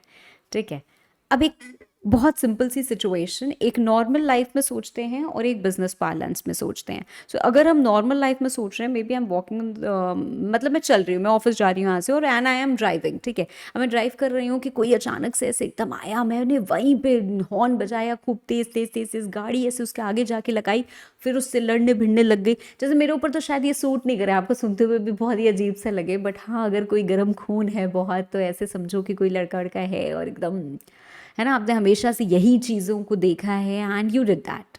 उससे क्या होगा, ये हुआ क्या, you could not manage your emotions in positive ways. Agreed. अब मैं हमेशा ये नहीं बोल रही, हमेशा ऐसे बोलना चाहिए, हाँ हाँ okay whatever you say, it is not emotional question, it's not about managing your emotions, you have to manage your emotions undoubtedly in positive ways, कि आपको स्ट्रेस नहीं हो और आप इफेक्टिवली कम्युनिकेट कर पाओ। देखो, हर जगह अपना काम होना चाहिए, दैट इज़ इम्पॉर्टेंट। हर जगह आपको किसी को बुरा नहीं फील करना है, दैट फील कराना है, that is important, because ultimately emotional intelligence is also related to ethics only, ठीक है। अब कई बार आप ऐसा बोलोगे कि यार मैम आजकल तो सिचुएशन ऐसी है कि मान लो हमने कुछ ऑर्डर किया और कुछ गड़बड़ आ गया है, तो हम तो सारे खूब जाके ऐसे फोन पे गरियाते हैं और गाली वाली देते हैं, तब जाके वो हमारा काम होता है। So we can not relate ethics to that. तो जब हम एथिक्स पढ़े, इमोशनल इंटेलिजेंस पढ़े, तो उस थॉट प्रोसेस को साइड में रख के ही पढ़ना पड़ेगा, ठीक है। अब इस सिचुएशन में हुआ क्या, आपने खूब जब ये सब किया तो आपका टाइम वेस्ट हुआ। क्यों? क्योंकि आप मैनेज नहीं कर पाए अपने इमोशंस, ठीक है, पॉजिटिव वेज में। आपको स्ट्रेस हुआ, शायद बीपी बढ़ा, ये हुआ वो हुआ, ऐसे और क्या होगा, चार लोग और इकट्ठा हो जाएंगे, ट्रैफिक आपने पूरा रोक दिया, उससे और लोग भी डिस्टर्ब हुए। क्या पता ऐसा कोई हो कि एम्बुलेंस गॉट स्ट्रक, उसके बाद आपको पता चला अरे मेरी वजह से एम्बुलेंस में ऐसा कुछ हो गया, या कि कुछ अनहोनी हो गई, कुछ मिसहैप हो गया, then you will keep on repenting that, you will keep on regretting, अरे यार ये क्या हो गया, ये तो ठीक नहीं था। Why? Because you are a very low EQ person. जिंदगी में सिर्फ हाई IQ से हम आगे नहीं चल सकते हैं, it has to be accompanied with high EQ also. EQ doesn't mean कि आप बहुत अच्छे हो, EQ means the skill, EQ means the ability to manage the emotions in positive ways, ताकि आप effectively communicate कर पाओ। Cut to situation of your business, अगर कोई भी हम business कर रहे हैं या कहीं पे भी हम जॉब कर रहे हैं, कहीं हम कंपनी में गए हैं, एक मीटिंग हो रही है, वहां बॉस ने हमें कुछ नेगेटिव फीडबैक दिया, बोला कि नहीं नहीं ये तो ऐसे नहीं चल पाएगा, ठीक है, boss was not able to manage his emotions, that's his call, right. But आपने क्या किया, इमीडिएटली आपने रिस्पॉन्ड किया, हमेशा बस मेरी क्या गलती होती है, ये नहीं कर रहा है, वो नहीं कर रहा है। अब बॉस क्या होगा, वो जो मैनेजर था आपका, उसको और ज्यादा गुस्सा आया, उसने आपकी नेगेटिव रिपोर्ट बना के दे दी। अब इससे क्या हुआ, प्रॉब्लम आपको भी हुई, प्रॉब्लम उसको भी हुई, लेटर ऑन आप रिग्रेट भी कर रहे हो, बट वहां पे आप मैनेज नहीं कर पाए। आप समझ नहीं पाए कि वो ऐसा क्यों कह रहे हैं and how should I react and respond to it, right. But cut to अगर सिचुएशन हम ऐसे पुट करें कि आपने उस नेगेटिव फीडबैक को पॉजिटिवली लिया, अच्छा अच्छा क्लाइंट ने लग रहा है डिलीवर नहीं कर पाए हैं हम लोग, तो क्लाइंट ने इनको बहुत बोला इसलिए ये इतने लाउड है, अदरवाइज ये अंडरस्टैंड्स, ठीक है चलो इनको अपना पर्सपेक्टिव बाद में बताएंगे, अभी बोल देते हैं ओके पॉइंट नोटेड, ऐसे करके आपने कुछ बोल दिया, ठीक है। अब वहां पे उनको दिखा कि चलो मेरा ये जो है, ये हमेशा कुछ भी अगर गलत भी हो जाता है, he takes that accountability, he listens and he tries to do better. तो एक अच्छी रिपोर्ट बनी, प्रमोशन मिला, हाइक मिली, सब बढ़िया बढ़िया हो गया। अब ऐसे ब्लैक एंड व्हाइट सिचुएशन में बता रही हूँ because I have to teach you emotional intelligence. Of course there are ways, there are many things which are associated with it, but prima facie when I talk about emotional intelligence, emotional intelligence का मतलब होता है ability to understand, use and manage your own emotions in positive ways to relieve stress and communicate effectively, ठीक है, overcome challenges, conflict हटाना, ठीक है। अब ये आपको हेल्प करता है ना कि आपकी रिलेशनशिप्स बेटर हो जाए, रिलेशनशिप्स बेटर हो जाए मतलब क्यों इमोशनल इंटेलिजेंस इतना ज्यादा इंपॉर्टेंट है, ठीक है। इमोशनल इंटेलिजेंस आपको हेल्प करेगा कि आपका स्ट्रेस कम हो रहा है, आप इफेक्टिवली कम्युनिकेट कर रहे हो, तो आप बिजनेस फ्रंट पे या जो आपका प्रोफेशनल फ्रंट होता है वहां पे भी आप सक्सेस अचीव करते हो, आप अपनी पर्सनल रिलेशनशिप्स में भी सक्सेस अचीव करते हो। तो अगर कोई बहुत अकेडमिकली ब्रिलियंट इंसान है, बहुत तेज है, उसकी बहुत हाई IQ है, फिर भी ऐसा हो सकता है कि यार काम में वो फेल हो रहा है। क्यों काम में वो फेल हो रहा है? काम में फेल हो रहा है, पर्सनल लाइफ में तो फेल होगा ही होगा, ठीक है, अगर उसकी लो EQ है। बट अगर कोई बहुत एकेडमिकली ब्रिलियंट है और लो EQ है, तो वो काम में भी फेल हो रहा है, क्योंकि कई बार It's not the smartest people who are needed to run a business. It is also high EQ people who are needed to handle the situations. ठीक है? तो emotional intelligence affects these things. आपका performance, whether it's at school, whether it's at work, whether it's any college, कुछ भी हो, ठीक है? तो ये आपको हेल्प करता है. कैसे हेल्प, मतलब कैसे इफेक्ट करता है? whenever I am talking about पहले के ज़माने बहुत अलग थे. आज के ज़माने की अगर मैं बात करूं तो आप देखोगे कि स्कूल्स में भी, वर्क प्लेस में तो होता ही होता है, you also have EQ testing. ऐसा नहीं है कि सिर्फ आपसे कुछ रिटन हुआ, आपका कुछ इंटरव्यू राउंड्स हुए, right, and you are hired. No, this also EQ testing, that how would you respond in these situations, right. और स्कूल में जिस तरीके से पढ़ाया जा रहा है, they have inculcated and incorporated a lot of emotional intelligence effects, that given the situation how would you react, so that आपको बिजनेस में बहुत सारी सोशल प्रॉब्लम्स भी मिलेंगी. वर्क प्लेस पे हो सकता है आपको दिखे कि अरे यार ये प्रॉब्लम आ रही है, मेरा जो टीम मेंबर है वो इस वजह से नहीं आ पा रहा है, तो how will you react? You have to understand others' emotions also, then only you can succeed in life. So emotional intelligence affects your performance at school or work. It also affects your physical health. Seriously, ma'am, yes. If you're not able to manage that stress, it is going to lead to serious health problems. भाई जो lifestyle diseases होते हैं, जिनको हम बोलते हैं कि high blood pressure है, या high blood pressure could also lead to more risk of heart attacks and strokes, right? In fact, this may sound funny to you because you are in that age that you will always find this topic very funny or something like that, but it is also contributing to infertility. आप बहुत सारे जो corporates हैं जहाँ पे बहुत stressful job है, वहाँ पे आप देखोगे they are struggling to give birth to a baby. तो जो भयंकर ऐसी प्रॉब्लम हो रही है ना, जो लाइफस्टाइल आपके साथ रह, मतलब लाइफ लॉन्ग आपके साथ रह रही है, diabetes, right. So there are many things, stress से भी होती है, ठीक है. बुढ़े तो जल्दी हो ही जाते हैं.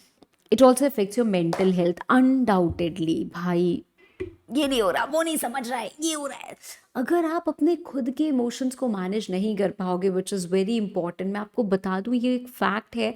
कहीं पे भी आप जाके देखोगे ना, तो आपको समझ में आएगा कि यार अगर हम किसी के साथ झगड़ा कर रहे हैं और हमने उसको 4 बात सुना दी, तो अल्टीमेटली ना इट स्टेज विद अस. अगर हम 4 बात सुन के आए हैं, वो बात निकल जाएगी, हमें फील होगा उसने ऐसा कैसे कहा, ये वो, देखो वो कैसा है, यही हम फील करेंगे. बट अगर हमने कह दिया तो वो हमारे साथ लग जाएगा, यार मुझे ऐसा नहीं कहना चाहिए था. Even if you don't realise your own mistake, then also it affects you more. It makes you anxious more because you are uncomfortable with emotions, with outburst. हमेशा यही होगा, ठीक है. तो आप वर्क पे भी सफ़र करोगे, आपकी मेंटल हेल्थ तो सफ़र करेगी ही करेगी, right. So it affects your performance at work, it affects your physical health, it affects your mental health, and also affects your relationships. जितना ज़्यादा आप इमोशन समझ पाओगे और कंट्रोल कर पाओगे, एक्सप्रेस कर पाओगे, कम्युनिकेट कर पाओगे, उतनी स्ट्रॉन्ग आपकी रिलेशनशिप बनेगी. Whether you are talking about relationship with your employees, with your customers, with your spouse, with your parents, with the society, work relationship हो, पर्सनल रिलेशनशिप हो, कोई भी हो, ठीक है. सो ये एक क्वेश्चन एग्जाम में आता है, how emotional intelligence effects, right. तो ये 4 पॉइंट्स आपको लिखने होंगे and you have to incorporate that, right. Why is emotional intelligence important to achieve success in life, ठीक है. It helps not only manage the stress, but it also helps in developing good relationships and helping us succeed in life, ठीक है. Okay, now we have 4 broad attributes. कई जगह आपको 5 भी मिलते हैं, बट हमारे इंस्टीट्यूट के मटेरियल में 4 दिए हुए हैं, तो हम ये 4 ही पढ़ेंगे. तो एक आपका क्वेश्चन हो गया इमोशनल इंटेलिजेंस का, जिसमें आपको ये सब चीज़ लिखनी है. अगर एक ही क्वेश्चन आया है तो एक क्वेश्चन ऐसा हो सकता है where you are asked about the attributes of emotional intelligence. So what is emotional intelligence, followed by these 4 attributes, और इन चारों को एक्सप्लेन करना है. एक ये भी हो सकता है आपका क्वेश्चन कि why is emotional intelligence so important, और emotional intelligence effects, तो भी ये लिखना है, ठीक है. Got it? Okay, so what are the 4 attributes of emotional intelligence? सबसे पहला आता है सेल्फ मैनेजमेंट। सेल्फ मैनेजमेंट, यहीं से तो चीज़ें शुरू होती है। In fact things would actually start with self awareness, ताकि आप खुद अपने इमोशंस को कितना समझ पा रहे हो, दैट इज इंपॉर्टेंट। आपको पता होना चाहिए कि अरे यार, इस सिचुएशन में ना अगर मेरे सामने कोई ये फालतू की गलत गाड़ी लगा देता है, ठीक है, ये पार्किंग टेढ़ी मेढ़ी कर देता है, मुझे बहुत तेज गुस्सा आता है। So you know this is my weakness, right? In this situation I may turn out to be panic, so you have to accordingly control yourself and see कि हाँ, मुझे यहाँ पे इस situation में क्या करना चाहिए, ठीक है, कहाँ पे आप इम्पल्सिव हो जाते हो, राइट? तो पहला सेल्फ अवेयरनेस होता है, you understand your emotions, you understand your needs, right, you understand your strengths, you understand your weakness and you recognise your own emotions. दूसरा आता है सेल्फ मैनेजमेंट। सेल्फ मैनेजमेंट का मतलब क्या होता है कि अगर मैं यहाँ पे बहुत इम्पल्सिव हो जाती हूँ तो I have to control my feelings, I have to control my behaviour, ठीक है। अब मैं कैसे कर सकती हूँ, because I know I am in these circumstances I might fail. तो उस सिचुएशन में मुझे क्या करना है, यूजुअली मुझे ऐसे सॉन्ग तेज़ कर लेना है, या फिर उसका रास्ता क्या है, उसके लिए मुझे पहले मैनेजमेंट से जाके बात कर लेना चाहिए कि आप इसको पेनलाइज करा दो, बिकॉज ये प्रॉब्लम्स हम फेस कर रहे हैं। तो आप उसके लिए फॉलो दोज रूट्स, ठीक है, टेक इनिशिएटिव, सर्कमस्टांस को चेंज करने की कोशिश करो, ठीक है, विदाउट गेटिंग इम्पल्सिव, फाइन। सो ये आपके तरीके हो सकते हैं। तीसरी चीज़ आपकी आती है सोशल अवेयरनेस। ना social awareness is not about your own self, क्योंकि हम जब इमोशनल इंटेलिजेंस की बात करते हैं, so we also have to understand how the other person is feeling, right? तो सोशल अवेयरनेस की हम बात करें, so you are trying to understand the emotions, needs and concerns of people, बाकी लोगों के। जैसे आपके अगर ऑर्गेनाइजेशन में कल का आप ऑफिस खोलोगे तो आपके ऑफिस में आपको दिख रहा है कि मैंने 4 एम्प्लॉय रख रखे हैं, ठीक है, ये वाला जो एम्प्लॉय ये काम तो बहुत तेज अच्छे से करता है, पर इसको मैं ज़रा सा भी कुछ बोल देता हूँ ना तो बहुत भड़क जाता है, बहुत ईगो पे ले लेता है। तो this is social awareness, you have empathy, आपके अंदर है कि आप दूसरों की भी बात सुनते हो और समझते हो, ठीक है, आपको खुद के इमोशंस पता है कि ये चीज़ मुझे ट्रिगर करती है, ये चीज़ मुझे नहीं, मैं मैनेज नहीं कर पाता, तो आप गुस्सा कर ले रहे हो, सामने वाला भी गुस्सा कर ले रहा है, आप कैसे ऑफिस चलाओगे, आप चला ही नहीं पाओगे ऑफिस। तो सबसे पहले आप अपने इमोशंस को समझो, कैसे ये मेरी स्ट्रेंथ और वीकनेस को इफेक्ट कर रहे हैं, या मेरी स्ट्रेंथ और वीकनेस क्या है। उसके बाद आप उसको कंट्रोल करो, that self management, control your impulsive behaviour and feelings. तीसरा होता है सोशल अवेयरनेस, कि आप सामने वाले के भी इमोशंस, नीड्स और कंसर्न्स को समझो। और चौथा होता है relationship management, when you are trying to develop good relationships, communicate with people, ठीक है। So that is what it means, right? Now again I would say, although हमने ethics का रिविजन कंप्लीट कर लिया है, बट समझने वाली बात ये है कि देखो, ethics is a very vast topic and I've strictly stuck myself to majority of the keywords, क्योंकि अगर मैं यही चीज़ आपको बोलूँगी तो यही चीज़ आपके दिमाग में सेट होगी। तो हमने जो रिविजन किया है वो एब्सोल्युटली एग्जाम पर्सपेक्टिव से किया है, राइट? सो प्लीज़ वैसे ही आपको लर्न करना है, because ultimately you are going to get marks by what you write, not what you understand. तो आपको समझ में बहुत अच्छे से आ गया होगा, बट लिखने के लिए वो चीज़ों को रिकॉल करना पड़ेगा, रिपीट करना पड़ेगा, right? So that's it, thank you.